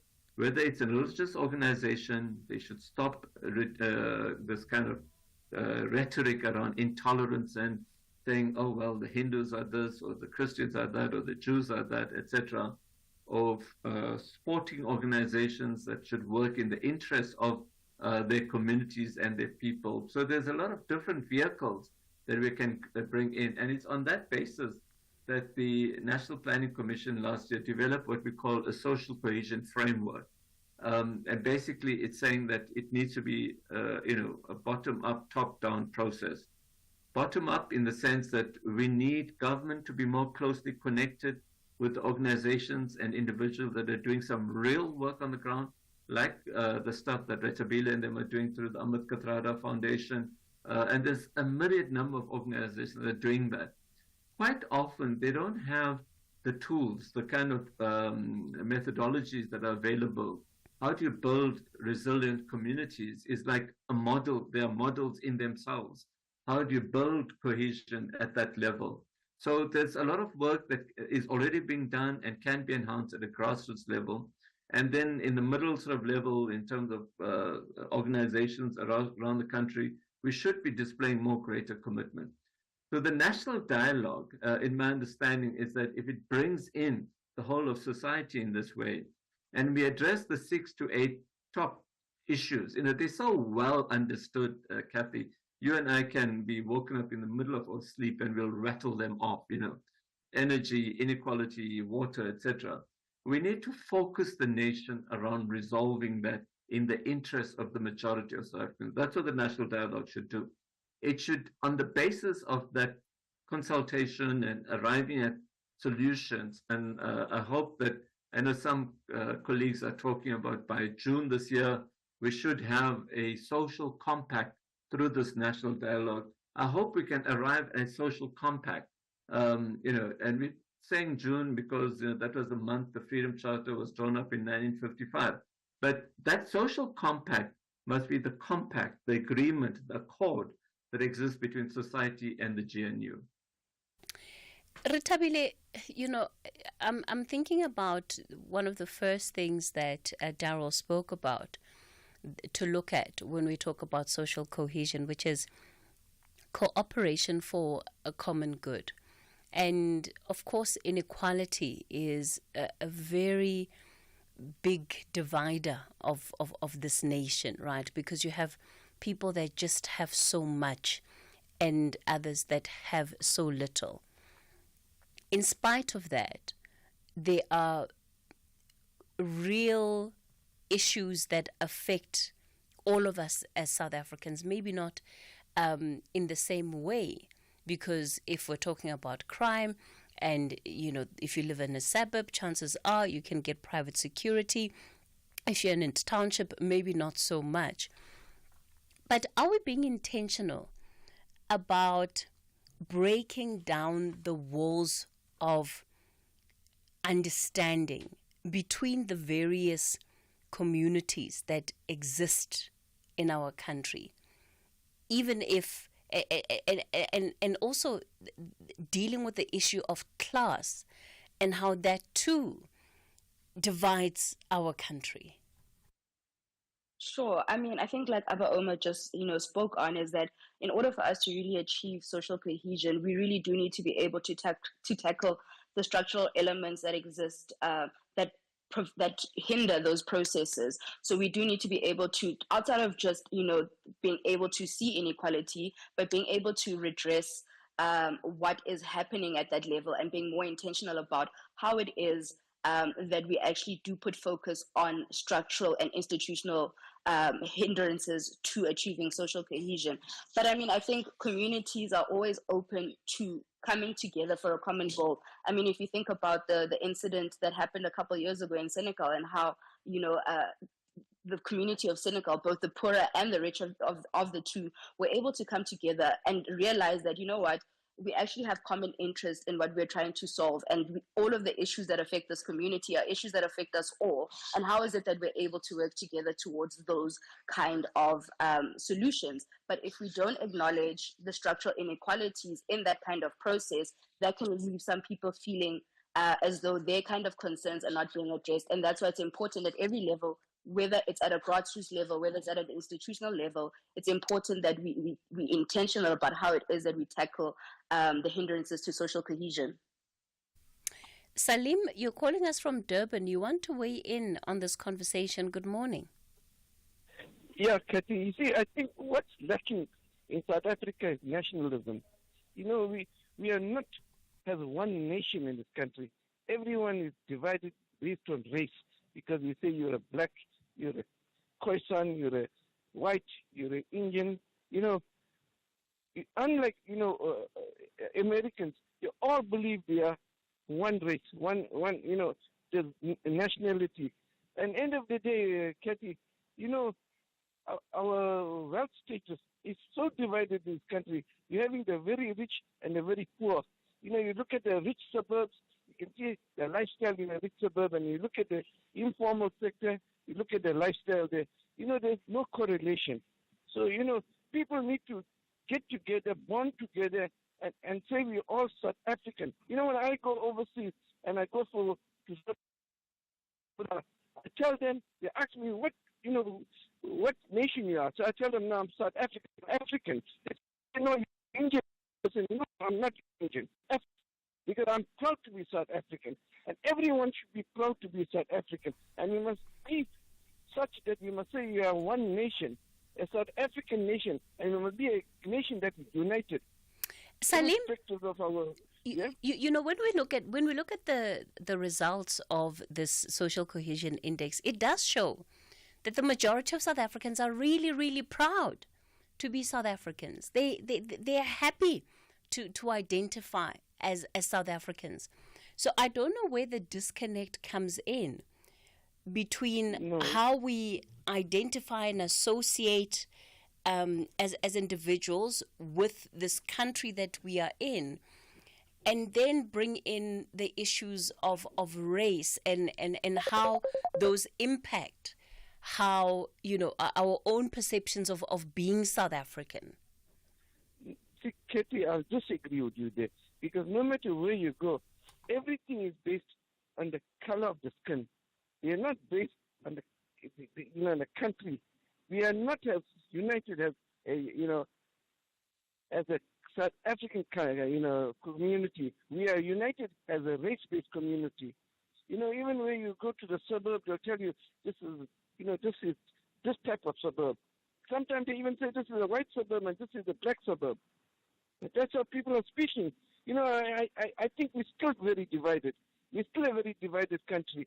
And you look at recently, even in schools, school children are fighting based on race.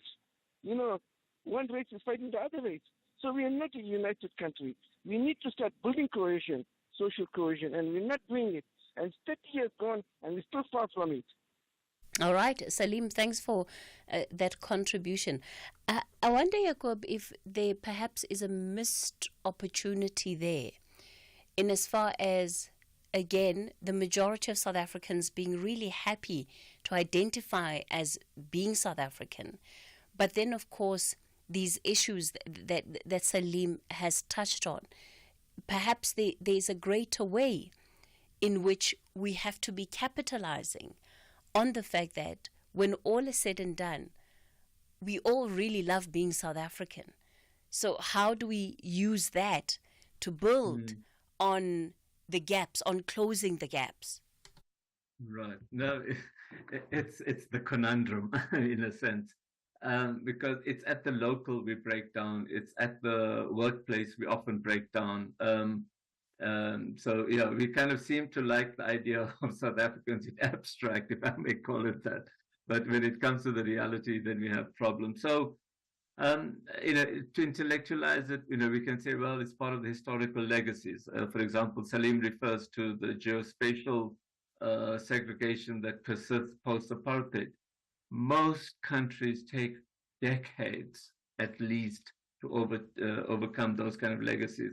I mean, we've seen studies where when the English had colonized the Welsh, I mean, that's like 1,000 some odd years ago, there are certain settlement patterns which kind of persist up to today in class terms, etc. So, if you look at the U.S. South with all the changes, you still find, the geospatial legacies, etc.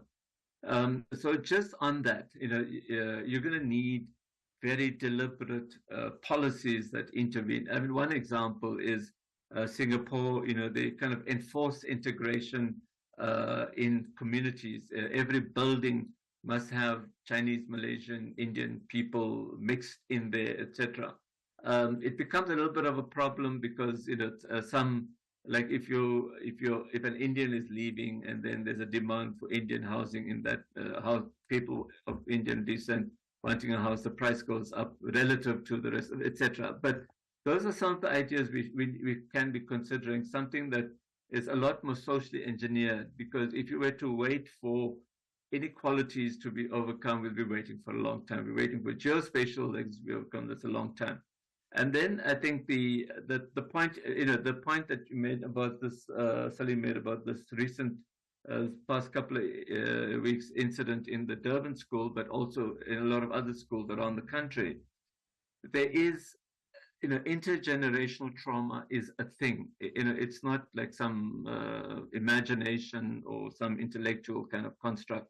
And we can feel that when a black child who has been brought up by, who has been fed off the milk of the breast of a black single woman, poverty-stricken, that kind of trauma gets transferred, and it comes out in all kinds of ways, and often that may be antisocial ways. Similarly, a white child growing up with privilege and attitudes to other races, etc., it's imbibed at that point, and grows into this kind of being, which then requires another level of social engineering and promotion of reconciliation and awareness of what racialism actually means. For some people, I'm not saying all of them should be excused for the racist behavior, but they may have just grown up in this way, thinking, well, that's natural. And there's a whole part of scholarly work around how whiteness becomes the norm, and even black people imbibe that and think, oh, well, the norm, the standard is how white people do certain things, how they eat, how they live, how they dress. Even our notions of beauty become infused with that, So there's a lot of work that needs to be done in tackling these very deep kind of issues. And I feel, those that argue against me when I say, no, we need to focus on social cohesion, and they say, we can't do it unless we get rid of those deep issues. I just say, look, in the meanwhile, let us run programs that we can overcome at those edges and in those places where we interact, and build a culture of non-racialism, a culture of tolerance, a culture of awareness of your actions, of how you should behave, in a sense, almost teaching good manners again to people in different contexts. Like how do you, it's so easy for a minor traffic incident. And one of our members of the National Planning Commission task team on social cohesion was saying how she allowed a white guy in his Ferrari because he wanted to get into her lane, by hooting at him and say, I'm giving you a gap. He stopped his car. Who the F are you to hoot at me and kick the car? These things happen. They break down so quickly, and yet we need those awareness programs so that we can begin addressing it at the day-to-day, person-to-person level. All right. Thanks. Sorry, I haven't a bit about it, but a lot to be done. But I believe that let's focus on getting some of the day-to-day stuff done. The kind of thing that Ambedkar Tharara Foundation does, that while dealing with the deep-seated issues, like pushing for non-racial. Thanks, Jim. All right. Let me bring in just the contributions of some of our other listeners, and then Retabile, I'll give you a chance to respond to what they have to say. Good morning, Cathy. This is Mabena in Mpumalanga, Middelburg. Regarding your issue of social cohesion in the South African context, I want to say, so long as economic class differences continue to, persist the way that they do in this country, we can forget about the nation, the whole society being, one, or at least resembling a sort of oneness of some kind. That is the big elephant in the room. Different communities in their different classes, maybe the middle class or the poor, so-called, they can, mix among themselves. So, in fact, even temporarily. But the whole nation will never, ever become one until we deal with the economic different classes. Let me just assure your previous caller, Salim, that I'm not proud to be South African. And I don't know what there is to be proud of. We've got all these riches and resources, and they've been squandered and wasted through corruption and theft. And I'm sure definitely bad things were done in the past by the previous government. Everyone's had their say about that, including white people, all said, no, a bunch of idiots. And we voted them out with a majority. And this government has really been no better. I'm sorry, it's been no better. I'm not proud to be South African because as a white person, I'm assured that that's effectively illegal. So, go along to get along. Anonymous. PE. Kathy, I'm Samuel Sihlenqobo in Stellenbosch. I hear that there is this shared pride on being a South African. But does that mean the same? Does that mean the same for me in at Guamafuze, in Pietermaritzburg, as it does to another 43-year-old white man who is in Camps Bay or Sandton in Joburg? What does that? We're not talking about the same thing. Cathy Mohlahlana on SAFM. All right, yeah, quite a mouthful there from our listeners. Retabile. Definitely a mouthful, Cathy, but I think what I can say about all three of the kind of inputs that we got is that, we're not on the same page when it comes to what does truly a proud South African heritage look like. And I think we see those disparities in terms of when we have to then speak about what should we be doing to address the kind of hindrances to social cohesion. It doesn't make sense that in a country with, over a 70% majority of Black people, that wealth is still concentrated within the minority communities and classes and groups. So it's important that when we, not only do we get onto the same page and, promote a South African common identity, but that we also then look at how we commonly approach shaping the identity. So, it's very important, like we've highlighted throughout this conversation, for us to deal with the economic disparities, for us to deal with the geospatial kind of conditions that exist post-apartheid, and for us to deal with the interpersonal conflicts that we see still arising to this day. But I think we need to be more intentional about crafting what the future then looks like, because then we see these issues outside of, the expropriation bill, and we'll act now, but then we also see the kind of pushback against affirmative action, meaning that we aren't in agreement about how it is that we should address these, and maybe greater work needs to be done and greater research put into finding alternative ways that this matter firstly can be discussed, this common identity, but also then how do we bring together everyone's kind of personal goals as well. Thanks for that, Retabile. And Jacob, before I let you go then, I'll give you the last word here. Yes, the national dialogue important, but is it really capable of getting everybody on the same page? As Retabile has so well highlighted, that we're not on the same page clearly. As you often say, Cathy, inshallah, God willing. it only contribute towards it. That's the other thing I keep saying. Let's not raise our expectations too high. But let's try and lift this up. Let's get into a qualitative higher level through the process, so that by June, we at least have more people, like we had the 1994 moment, the 1990 moment, the 1996 Constitution moment.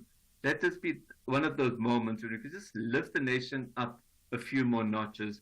We're not going to be anywhere near the ideal situation. Thank you. Thank you both for your contributions this morning. Retabile Ratsomo, Non-Racialism Program Manager at the Ahmed Kathrada Foundation, Dr. Jacob Abaoma, the Director of Operations at MISTRA and Chair of the Social Cohesion Task Team of the NPC. It's 11 o'clock, time for your latest news update.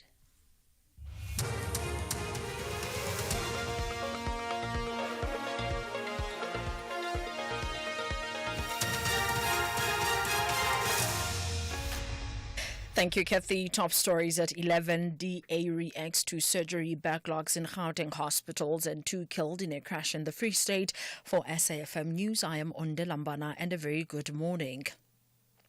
Patients suffering from serious ailments continue to be sent away from some hospitals in Gauteng as the province experiences surgery backlogs at public hospitals. Steve Biko Hospital in Pretoria, Chris Hani Baragwanath, Charlotte Maxeke and Helen Joseph hospitals in Johannesburg are some of the affected facilities. Some of these hospitals had to postpone elective surgeries such as orthopedic surgeries to April. Insufficient ICU beds and orthopedic implants are among other issues. This patient, who chose to be anonymous due to fears of victimization, suffers from painful fibroids. She says doctors at Steve Biko Hospital have been postponing her surgery since last year. Kaya sepetlele I went last year and I was seen by different doctors each time I visited the Steve Biko. Each and every one of the doctors will tell me a different story and sometimes even give me medication that will make me worse. Waiting for the call, January I'm phone Friday I was there today and then bampucha gore ake go ko listing ban romela to another section. Limpopo police have opened an inquest docket following the killing of a suspect during a shootout at Khakumpane village outside Bulukwane. Police spokesperson Marisela Lidwaba says the 36-year-old suspect started shooting at them when he was followed at his hideout. The suspect was wanted for various crimes including murder, carjacking, business robbery and more. Lidwaba says the crimes were committed between 2022 and this year at Hlanganani outside Giani. During the operation on arrival of the team at the identified address, members acted swiftly and the suspect came out from one of the rooms firing gunshots towards the police. They in turn retaliated and the suspect, aged 36, was fatally shot. The firearm and motor vehicle which were being used by the suspect were confiscated. The suspect will be linked with 3 cases of murder, 4 cases of attempted murder, car hijacking, 8 cases of business robbery and malicious damage to property. 2 people have been killed in a crash between 2 trucks on the N1 near Kopis in the Free State. Police have advised motorists to avoid the N1 road between the Foul Plaza and Kroonstad. Police spokesperson Mohlahlana Karedi says emergency personnel are at the scene. Motorists are urged to avoid the N1 and use the Parys turn-off from Gauteng and Kroonstad via Vredefort and Parys from the south. The Pietermaritzburg Economic Justice and Dignity Group says there is no political will to address South Africa's cost of living crisis. The group says the national minimum wage is very low compared to the cost of goods and services in the country. This after the latest Household Affordability Index report revealed that average workers spend over 57% of their monthly income on transport and electricity. With Finance Minister Enoch Godongwana expected to deliver the budget speech next week, there are calls for an urgent conversation around affordability and economic inequality. Program coordinator Mervyn Abrahams says households are hard pressed. Government speaks constantly. I mean, President last year in his own address spoke about cutting some foods from value-added tax and re-looking at this whole issue around food. For a whole year, we have seen no movement around that. They've also spoken about bringing down administered prices, municipal prices, but we haven't seen any movement. So I'm not expecting that the Minister of Finance will say anything in this regard that is useful. The UN Secretary General Antonio Guterres says that any resumption of hostilities that would lead to an immense tragedy in Gaza should be avoided at all costs. He was reacting to sentiments first expressed by US President Donald Trump that should Hamas not release all remaining hostages by noon on Saturday, the ceasefire deal will be cancelled, leading to a resumption of the conflict between Israel and Hamas. The Israeli Prime Minister Benjamin Netanyahu has since echoed Trump's view on the release of all hostages by Saturday, warning that the Israeli military would return to intense fighting in Gaza until Hamas was finally defeated. Sharon Bryce Pease reports. The SG spokesperson Farhan Haq said they wanted to ensure that all the hostages were released and that all sides fully abide by their commitments to the agreement, emphasizing the need for a resumption of negotiations in Doha, Qatar, towards phase 2 of the deal. Haq said there was tremendous concern that the deal would not last, an agreement that has brought a great deal of relief to the long-suffering population of Gaza. He said the UN did not want to see a return to killings, a return to famine conditions, and the outbreak of disease in the largely destroyed enclave, calling the ceasefire precious to the people of the region and indeed the wider Middle East. Hamas had earlier indefinitely postponed the next hostage-prisoner swap after accusing Israel of violating the terms of the agreement. Shervin Brycepease, SABC News, New York. Recapping the top story, patients suffering from serious ailments continue to be sent away from hospitals in Gauteng as the province experiences surgery backlogs at public hospitals. I am on Delambara for SFM News headlines at 11:30. Upgrade your TV game with the SABC TV License Rewards. It's your golden ticket to VIP treatment. Imagine signing up at sabctvlicenserewards.co.za, racing through a few steps, and bam! Instant reward. Just for being you. Plus, pocket up to 500 Rand back. That's the cherry on top. But wait, it's not just about the cash. We're talking about sweet deals and epic rewards. Think discounts on all your favorite things, from shopping to travel and entertainment. Your payment unlocks a world of fun. So, why wait? Dive into the excitement. Join the SABC's TV license rewards at sabctvlicenserewards.co.za. Hit those buttons and watch your TV experience level up. T's and C's apply. Remember, TV license fees aren't just payments, they make a difference. Ever stood in front of the fridge hoping to make a quick lunch decision, only to find nothing? So you just order what you had yesterday. Well, getting your car covered online with Santam is faster than deciding what to have for lunch. It only takes 2 minutes. To switch, visit santam.co.za. Santam, this is freedom.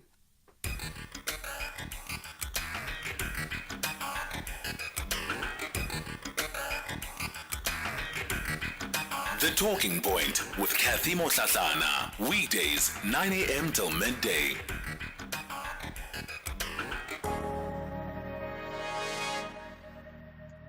Cathy and your team, all protocols observed.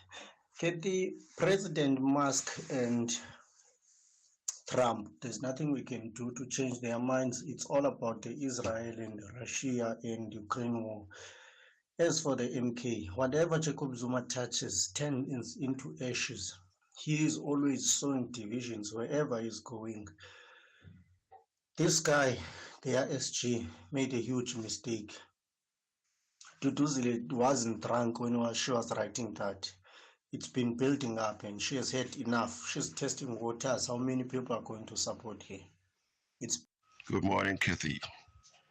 We always encourage partners in abusive relationships to get out as soon as possible, because most of those relationships are based on unequal power between the partners. Yet you will have some among us who would say, let us kowtow to the USA, despite the fact that it's an abusive relationship. Just because of they are powerful, they feel entitled to abuse us. If your sister were to be in an abusive relationship, would you encourage her to stay just because the husband is the more powerful one financially and otherwise? Good morning, Sis Cathy. It's Fugana from Japan. Sis Cathy, this thing of sanctions and tariffs, it's simple. It needs a government that has a backbone and simple. And 90% of the ships that transport anything that the US imports or exports passes right through our coast, not through the Egypt canal there. It passes right through here. We close that down, US will be down out within 2 weeks. So it's simple. They can't threaten us with sanctions anymore. We are not in 1400s. Hi, Cathy. Bantum Chiselwa here. Great topic here this morning and guests. Unfortunately, social cohesion will always be a futile exercise if we do not deal with the deeper issues that as South African we are facing. And social cohesion doesn't only mean cohesiveness between black and white. We also need to deal with the collective trauma as a black community and deal with social cohesion, because apartheid's main goal was to divide and conquer. We still have residues of that divide and conquer. We need strong social cohesion amongst ourselves as black people before we saying we want to get into a social cohesion project with the rest. Morning, Sis Cathy. It's Unati here. I don't know if the national dialogue is going to help, the situation. And the situation in the country with regards to, these social indifferences that we have here, it's in twofold. You've got the white minority that has got all, the wealth. And you've got a black minority as well, that has got some wealth. And in comparison with that, one always wonders as to how do you then address the situation where majority of institutions where decisions are made, they are under black people, and how then they begin to shape and create policies that enable this black majority? It's another question. I'm sorry for it to being this too long, but I just wanted to bring that, and that's what we need to start addressing. Whether it is a CCMA referral, problems with a mechanic, or unfair blacklisting, clientele legal plans are affordable, and you receive up to 670,000 rands worth of legal services per year. We cover civil, criminal, and labor-related matters. Our legal team will be your support 24 hours a day. SMS SAFM to 32195. That's SAFM to 32195. Clientele General is an authorized FSP and a licensed non-life insurer. T's and C's online. Standard rates apply. The whispers in the morning as I look in your This February, the month of love and self-care, at SAFM we're celebrating with you, spreading love to all.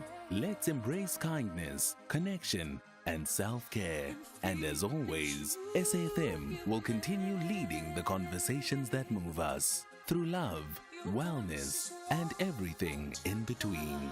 This month, let's love ourselves, love each other, and keep the conversation going. SAFM, leading the conversations that move us. 'Cause I'm your lady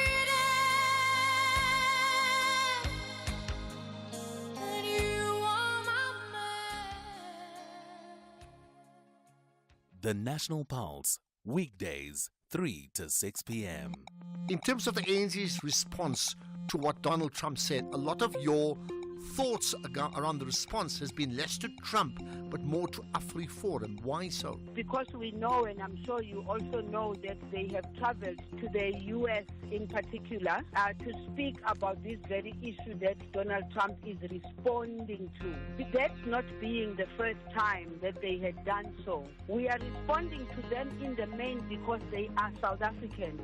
We should be able to work with each other in finding solutions to the South African problem. Lindiwe Zulu, the ANC National Executive Committee member. You're listening to the National Pulse on SAFM. Missed it? Find the podcast at safm.co.za. Every person, no matter who you are, what music you're inclined to listen to, and what you do with your weekends, you need a weekend playlist.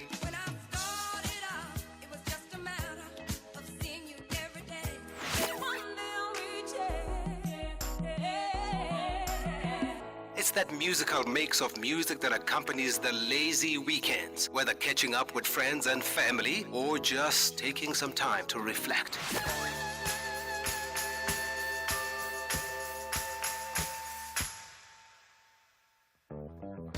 Tune in to The Soundtrack of Your Life with me, Ernest Pillay, Saturdays and Sundays, 1 to 4 on SAFM.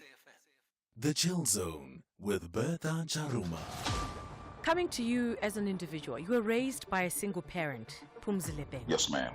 What was that like? As much as she's the single mother that raised me, but my grandparents played an important role because she was going to work, feeding us, my mother. There was about 17 of us. Growing up, my mother had to work as early as she could because she already had 4 kids that she needed to take care of.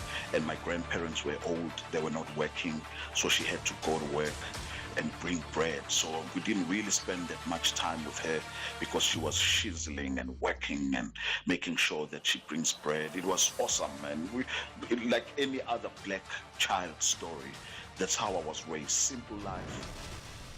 Nkanyiso Bhengu. The Chill Zone with Bertha Charuma. Missed it? Find the podcast at safm.co.za.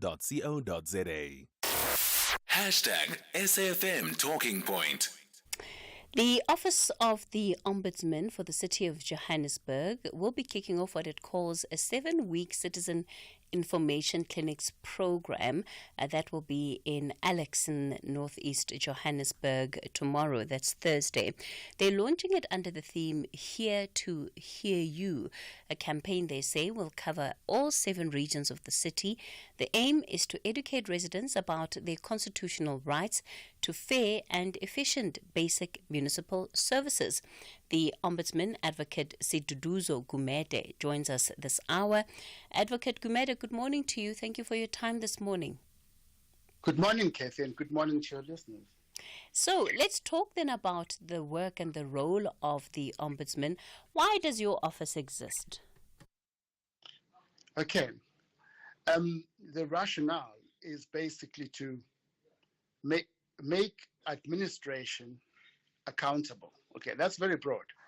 The bylaw that establishes the office says the purpose of the office of the Ombudsman is to investigate, that's a very important word, investigate complaints of maladministration.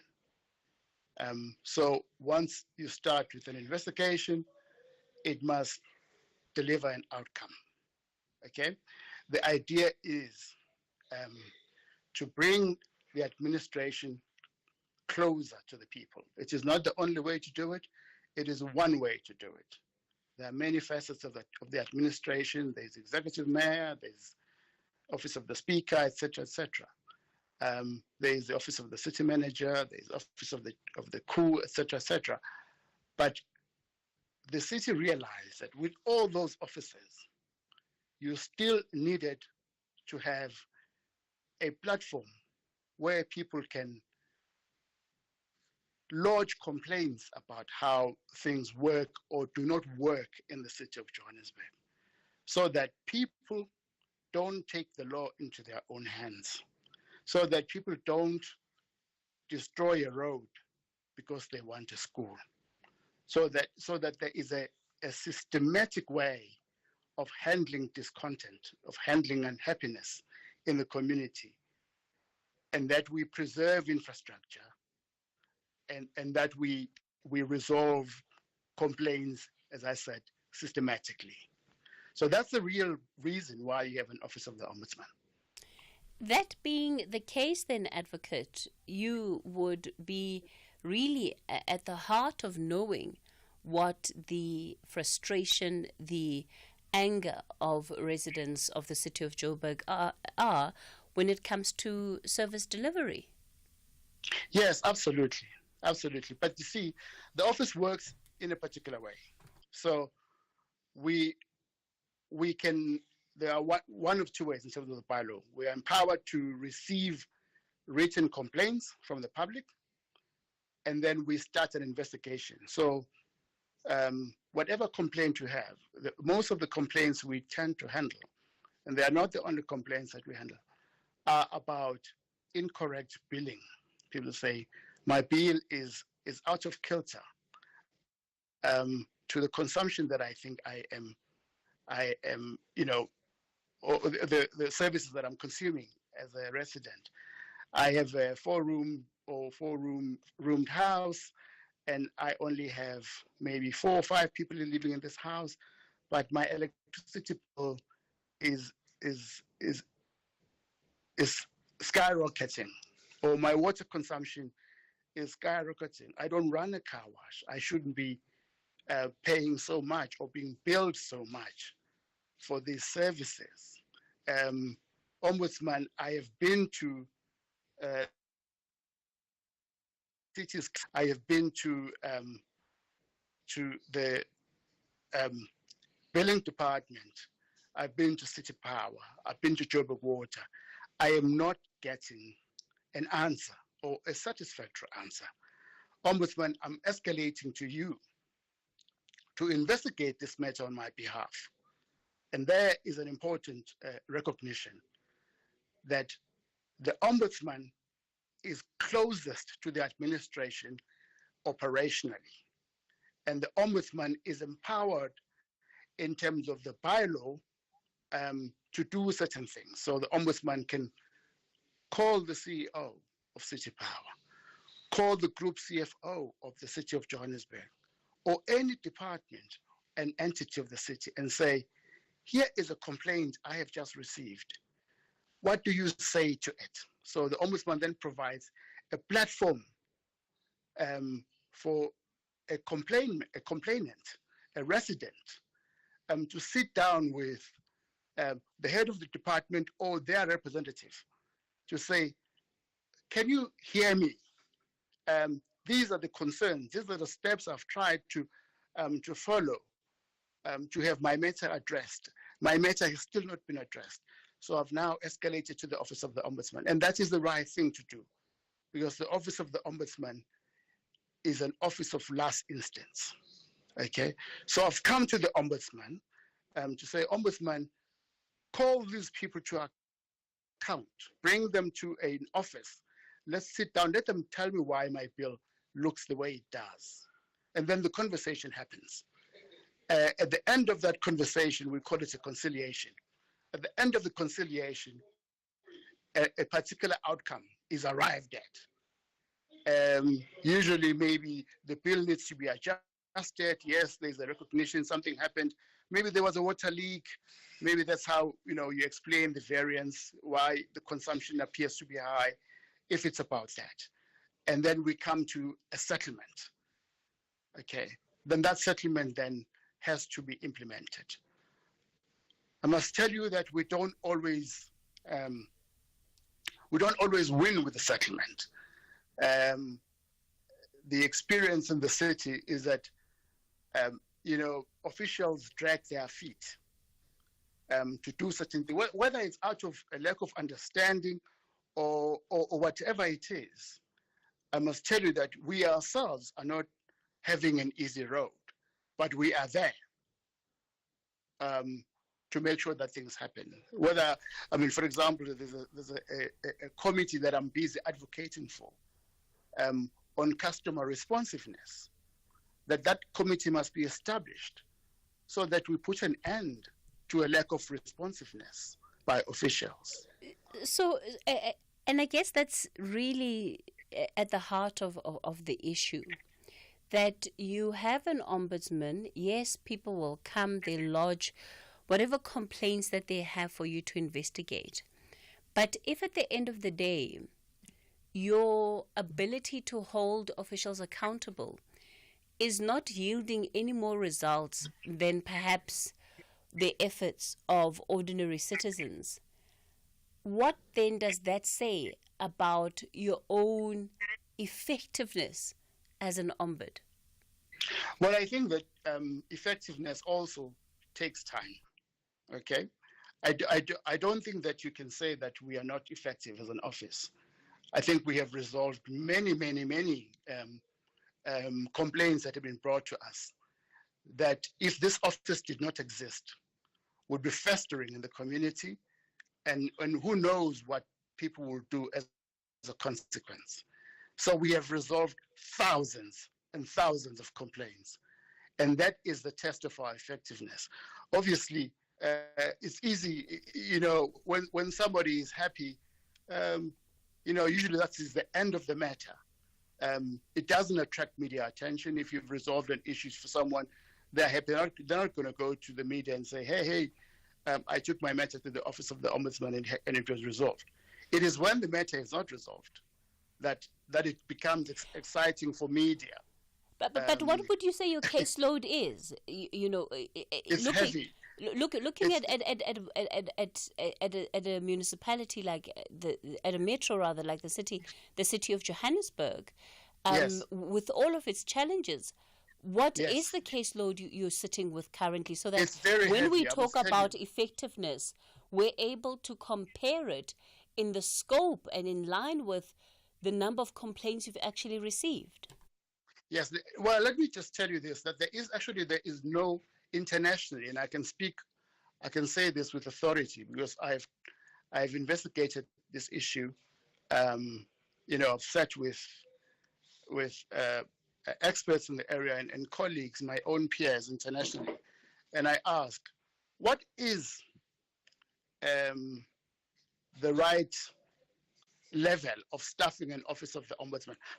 What is the model? How do you say you have the right level of staffing? In other words, you have the resources. There isn't such a model or formula. There is no formula that you say because you have a population of 8 million people, the size of an office of an ombudsman that serves that population should look like this. There isn't a thing like that. So we basically staff the office as and when resources become available, as and when the city makes money available to employ people. Okay, so we develop a structure that we think will begin to respond. But you cannot say that the current, I speak, so you can compare yourself with your colleagues. Say I can compare myself with the Office of the Pearl Protector. So the Office of the Pearl Protector locally in Johannesburg handles, they tell me, about 30 cases per investigator. In the city of Johannesburg, in my office, one investigator handles 100 cases. So you can already see it's over three times the caseload of the public protector in the city in Johannesburg. So that's heavy. So it means that I must motivate for additional resources so that the office can respond to the obviously the great need out there. So talk to me in terms of numbers, right? You said the load of, let's say one investigator maybe compared to the public protector is 3 times the work. Yes. Yes. But in real terms, how many cases is that? Well, we have 10 investigators. So it's 100 multiplied by 10. 10 investigators. But also you must remember that we have to say at what point are we talking? Are you saying that currently you're dealing with 10,000 cases? Look, I'll have to give you the numbers. Or 1,000 cases, sorry. Not 10,000, 1,000 cases. Yeah, not 10,000. So I will say that, just now we are talking about the Office of the Ombudsman on radio. Tonight I'm going to be talking to another radio station, Alex FM, the same messaging, etc., etc. As we engage on these platforms, and more people get to know about the existence of the office, we get more work, right? Yes, but I just want to know what the number of your active cases is. I wish that you had told me in advance, Cathy, because then I would have given you that information. So I came to the interview to talk about a particular campaign that we're running. But if I had known that you would ask me about the numbers, I would have brought you the numbers. But maybe we should have this conversation again, and I can give you the numbers. Okay, we're going to continue the conversation then with the Johannesburg Ombud after the latest 11:30 news headlines. Thank you, Cathy. In the news headlines, the DA has blamed the surgery backlogs in Gauteng public hospitals to financial mismanagement. Some hospitals have to delay surgeries as they battle with backlogs, leaving patients devastated. A 43-year-old man is appearing in the Maharilang Magistrate Court in Limpopo for allegedly raping his 5-year-old niece. Police say the incident happened at a village outside Mokopane.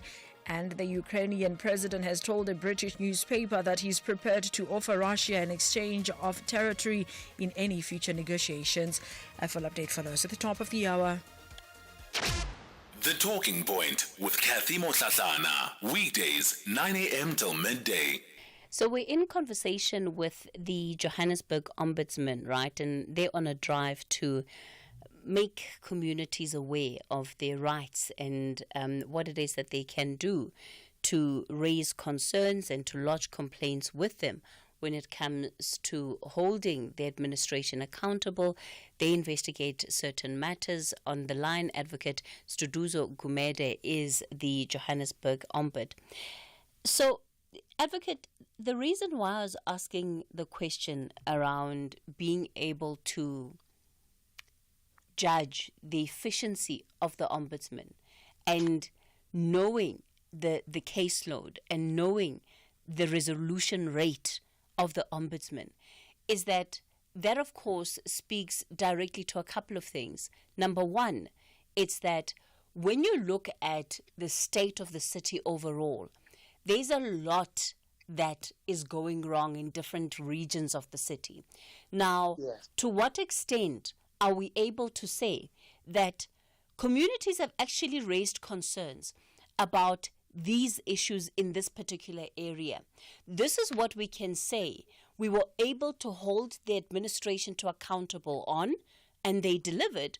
And this is what we are still struggling with when it comes to answers from the administration. Because again, anybody who lives in Johannesburg is not blind to the decay of the city. Now, when we have to look at accountability, are we not seeing a resolution to these matters because officers like yours are not really efficient when it comes to holding the administration accountable? Or are there other problems? And what are those problems? Yes.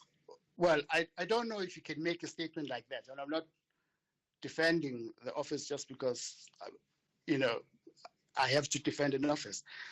I don't know if you can make a statement that says the office is inefficient. You have to tell us why you say that, right? Because I say I run an efficient office. But you don't have the numbers, so it's very difficult for us to then say that. So what we need to do then is have a conversation outside of radio like this. We can come back to radio where you say, okay, Ombudsman, I want to have a discussion with you about the effectiveness of your office, and these are the questions that I have for you, so that I can prepare in advance, so that it's a worthwhile engagement. Right now, I don't know what's going to hit me. You come with questions I don't know. You've not told me but that Advocate Gumede, with all due respect, a question as such as what is the caseload that you're dealing with as the ombud? What is the success rate? Those are basic questions, right? They're not highbrow. They're not involved questions. These I would imagine would be things that you have to deal with and information that you're engaging with on a day-to-day basis. No, Cathy, this is not the way to do it. I want to deal with precise questions, and I will respond to you with precise responses. But if you catch me at 11:10 and you tell me at 10 o'clock or here at 10 o'clock that I have an interview with SAFM that was just agreed to today, So then, what do you base your success on? Because you say you're successful. What do you base that on? On the number of cases that I resolve every day, every month. How many cases do you resolve every day, every month? Thousands. What is thousands, Advocate? Hundreds. Advocate Gumede, and this is really at the heart of it, right? Because you are saying, Cathy, you can't say that our office is ineffective because we are resolving cases on a day-to-day basis. Now, yes, I'm asking you to say, well, give us the numbers, help us know what you know that gives you confidence in your office to say that you are efficient.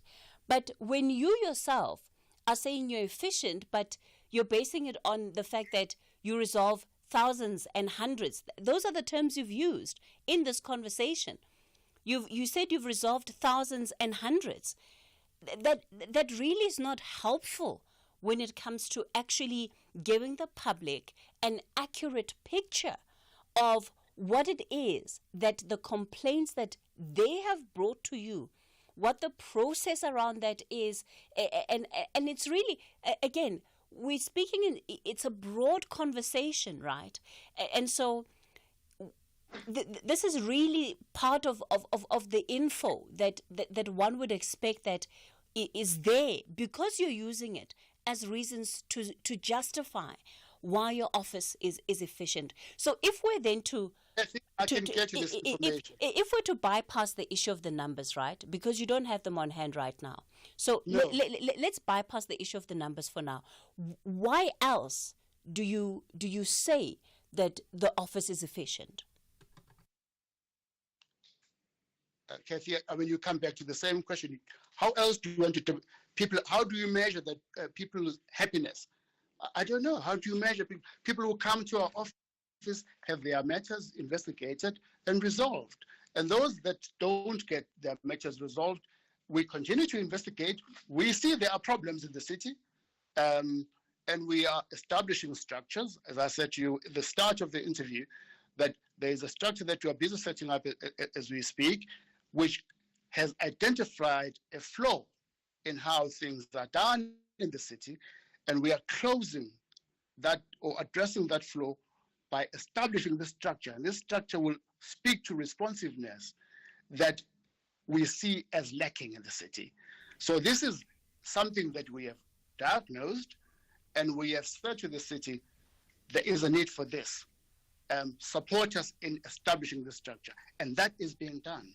Do you find that when you are speaking to officials in the administration, because earlier you did touch on some of the challenges that you face, that city officials often, or let me not say often, but you have instances where city officials drag their feet when it comes to either providing information or resolving matters.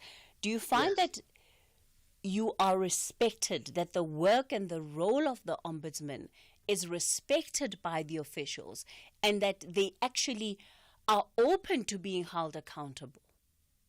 Yes, I would say across the board, yes, absolutely, especially at senior level. Absolutely. I have access to officials when I want to have access to them, generally. So I sit on, there's an executive called the Management Executive Committee of the City Manager. I sit there with the CEO of City Power, with the MD of Johannesburg Water. I sit there with basically the senior leadership of the departments of the city, the senior leadership of the entities of the city. So they are there. I can go to them at any moment and ask them to account on an issue. What I'm not saying is that I always get the kind of reaction that I want. No, I don't. And that's why where I see that there are difficulties, I then propose solutions. And I say, this is what I think is going to help the city become a lot more responsive. Will the city support me in establishing such a forum or in doing whatever it is that I see as a systemic problem? Then I say, the city, I would like support on this particular issue. And the city provides the support. I've never been to the city to ask for support, and the city has turned me down. No.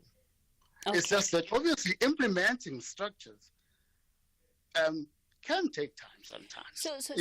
So then, Advocate, you have this, great relationships, right, across the city. It sounds like there's a rapport that you've been able to build with the individuals in charge. Absolutely. And so they're open lines of communication. You say that everybody's open to being held accountable. Then in your words, or in your view, why is the city in the state of decay that it's in? I think, obviously, there are clear gaps. Talk about bylaw enforcement. You must also remember, I experienced the same things that the public also experiences. And therefore, I bring the same complaints, not obviously to the ombudsman, I bring them to the attention of the executive and say, guys, we are falling short here. I don't see why we are allowing this to happen. So I bring it to the attention of everyone when we sit at the EMT.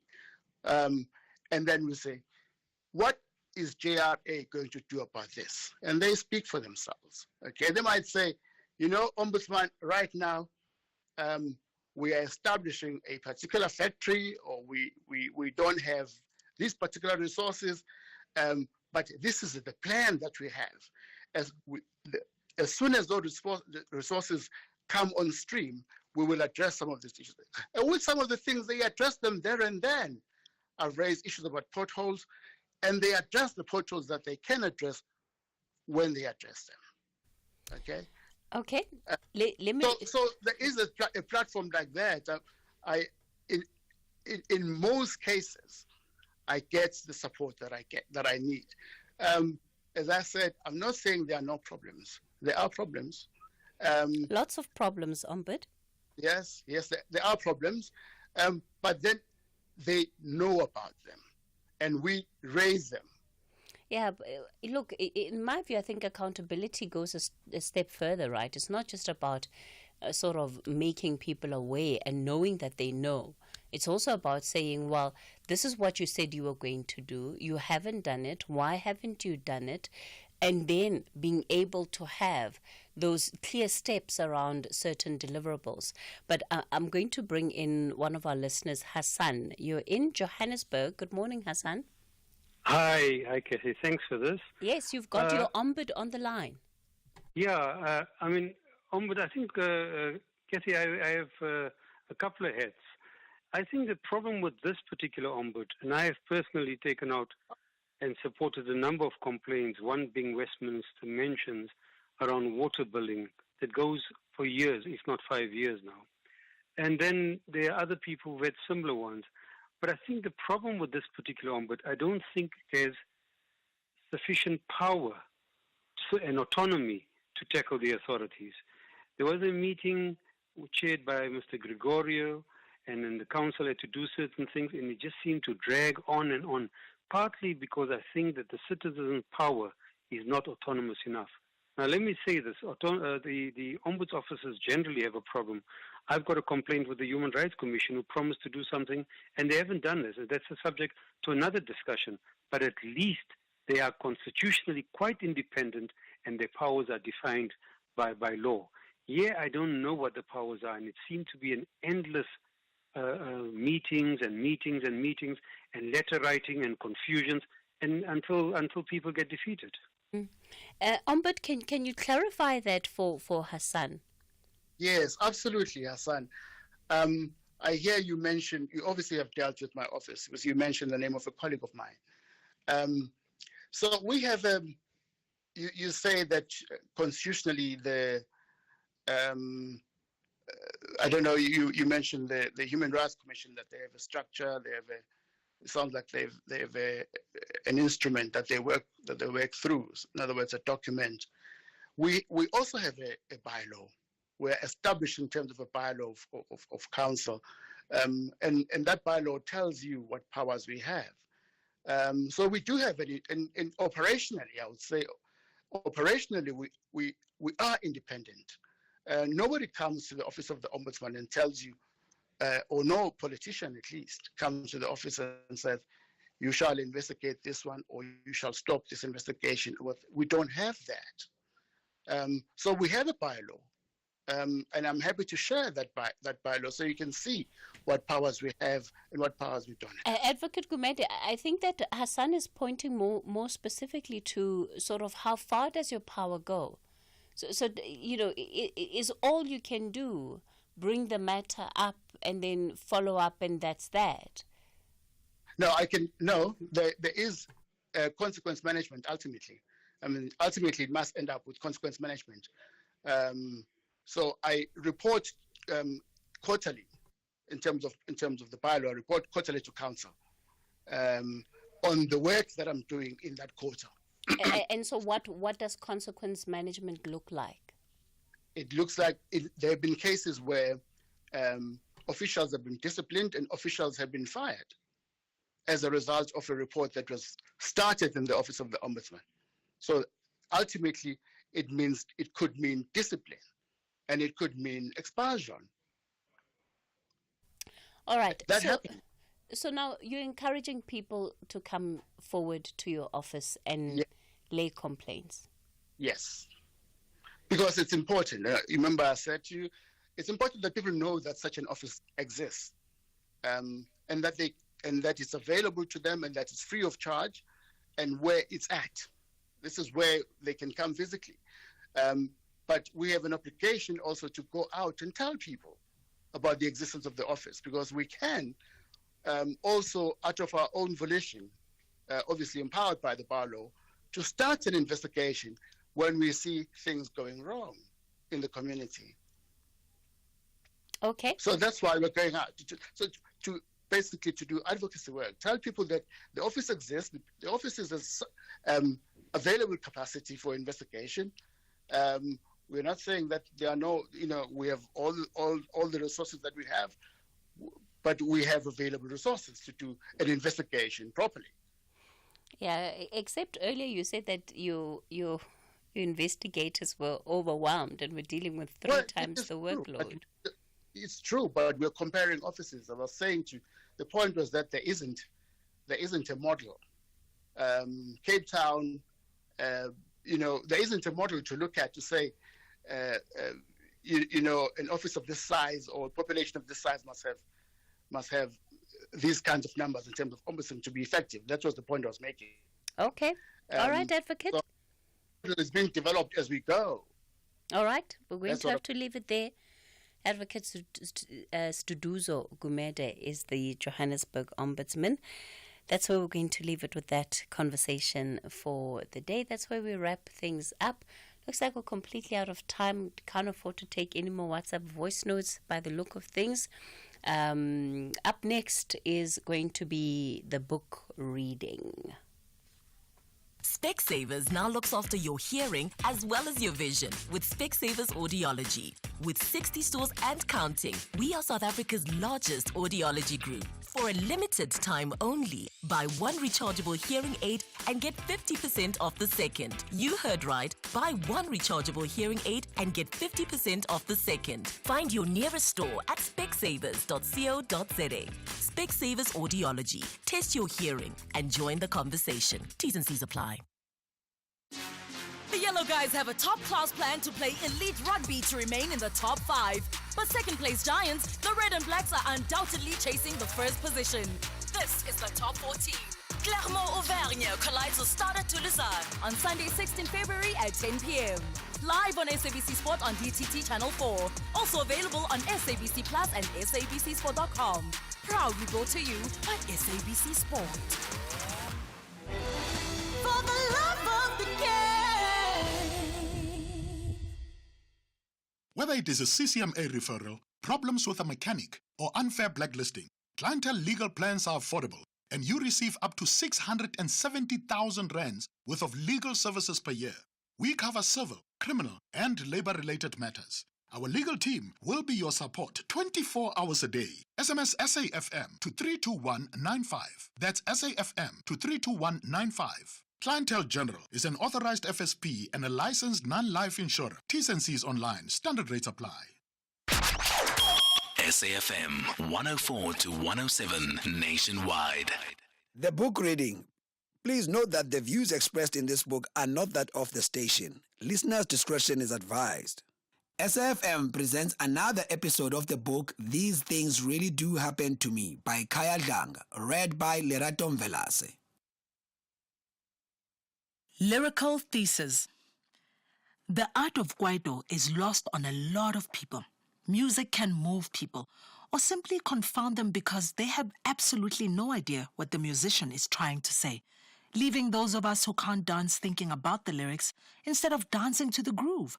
I'm about to expose you to my analysis of some of the most popular kwaito songs over the past 2 decades. Such a thesis must mention the legendary Thembi Siete from Boom Shaka. When we were younger, we marveled at her rhyming skills and repeated what she said. We did not know what she meant because we couldn't speak English back then, and some would say later on that neither could she, but they could not be further from the truth. Allow me. Many people incorrectly concluded that the line, "I don't know what can I do with myself," was a case of Siete's bad English. It wasn't. It was a case of unrecognized genius by the masses of our people. to borrow a phrase from Thabo Mbeki, and so on and so forth and stuff like that. To borrow another, I don't know what can I do with myself, is a clear demonstration of excitement. She is so excited that her ability to can, so to speak, is uncontainable, uncontrollable, and demands to be expressed. When one is immensely excited, one's sense of language and the ability to put words together in a coherent manner are greatly diminished. It is not unlike when you, as a black person, are really angry and all the English your parents paid good money for flies out the window. She cleverly indicated her overwhelming sense of excitement, not just by saying that she did not know what to do with herself, but by being excited to the point of incoherence. She did not just say it, she became it. Pure genius. But your minds were not big enough to recognize this genius. You were mortals. You were never ready. In fact, you are still not ready. Second up is the legendary pin-sized star, Msawawa, a man whose age has remained a mystery for years. Yes, yes, yes, yes, yes, he sings in Bongaganan. In the first yes, Msawawa is exclaiming that it is indeed him in the music video, featuring a young child. In the second one, he is emphasizing that it is indeed him, like he said earlier, with some patience. In the third, he is absolutely certain and affirms his first 3 yeses. The final 2 mark his extreme irritation. He rapidly repeats these 2 to ensure that the doubters are silenced by his proclamations. The grandness that is Msawawa himself is so awesome and so huge that even he can only refer to himself in the third person. This is evidenced by the phrase, Gumsawawa lo. This is Msawawa. For him to say, I am Msawawa, would have caused many unnecessary deaths in a nuclear explosion that could have exterminated half the world, yet only half of Msawawa. His awesomeness is so awesome that even he cannot say it. This is the reason he sings, Gizohleka 1 hour. I will laugh for 1 hour, because even he cannot explain his own awesomeness. Attempting to explain himself is laughable. Finally, we have Unathi, who wanted to know from Zola who Noxolo was. Gubani uNoxolo? This was a pertinent question. Zola simply said he had no idea. Zola also said, she's just a friend. Yet he didn't have her number or home address. What sort of friend was this? We also wanted to know. Yes, just a friend. Yet he does not have her address. Chini, le chap. Wow, this guy. We exclaimed and clapped once. How on earth is this possible? Does he take her for a fool? I asked myself all these questions. We all wanted to know this Noxolo, but the more I thought about it, the more I understood what Zola was on about. We actually all know Noxolo. She friend-zoned the whole of South Africa for years, and we all thought she was a friend, but she didn't know who we are. We don't have her number or her address. All we knew was what time we would see her, 7:30 p.m.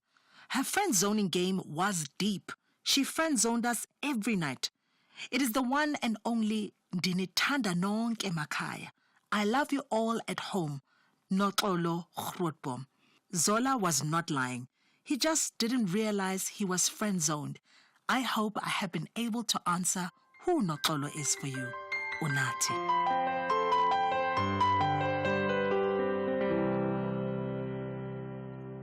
Men holding hands. I remember seeing a photograph of former President Nelson Mandela walking hand in hand with Zimbabwe's president, Robert Mugabe. There's also one of Mandela walking hand in hand with Archbishop Emeritus Desmond Tutu, and another of Mugabe holding hands with former President Thabo Mbeki. In December 2013, at Mandela's funeral, as I walked through his home towards the marquee, I noticed 2 elderly Xhosa men walking hand in hand. The scene reminded me of my childhood, growing up in the then Transkei in the Eastern Cape. Hand-holding was a common everyday thing. You still see older people do it in the villages, but we have lost this practice now in the suburbs and townships. Old people would hold your hand while talking to you, especially if they hadn't seen you for a long time. They will hold it for a while, long after greeting, often an indication of how much they liked and missed you. Your hand would be moved from palm to palm as you two spoke. The smile in their faces would be visible in their eyes too. Kunjani Goli? Awungabe? Awusemhle? Uzeka nini? Unayo imoto? Usayihamba inkonzo? Kutheni ngathi awuki eGoli? Wabhitya kangaka? Ufana noyihlo? How is Johannesburg? You're scarce. You're so good looking. When are you getting married? Do you have a car? Do you still go to church? Why are you so skinny? You're not eating in Johannesburg. You look just like your father. They could have a conversation with you for 10 minutes while your hand was in theirs. Maybe it was because they knew that young people were always in a hurry and they wanted to connect with us. Walking around while holding someone else's hand was not just something that men did. Women also walked hand in hand, at times clinging to each other. They would stop, slapping each other's hand as they laughed and talked. The hand-holding was a demonstration of closeness, friendship, and trust. It was a symbol of openness and full acceptance of the other person, simply for their humanity. It symbolized so many things that cannot be put into words. It was so natural that we were never even aware that we were doing it. It was as natural as pulling WWE moves on your younger brother. Of course, there's nothing wrong with getting rid of customs that don't serve us. Culture is ever evolving. But it is shocking how easily we Black South Africans have run away from our traditions and assimilated Western culture. And there is really no one to blame but ourselves. We have allowed ourselves to be convinced that what is Western is better. There is nothing wrong with African culture, but there is everything wrong with us if we think there is. When formerly whites-only schools were open to Black pupils, I was one of the first Black children to attend Hudson Park Primary School in East London. As Black children, we'd often walk around holding hands because it was something we had seen older people do. It was the surest sign of friendship. It was normal, and everyone did it. When I went to Hudson Park Primary, Black boys and girls often held hands when they walked together. White children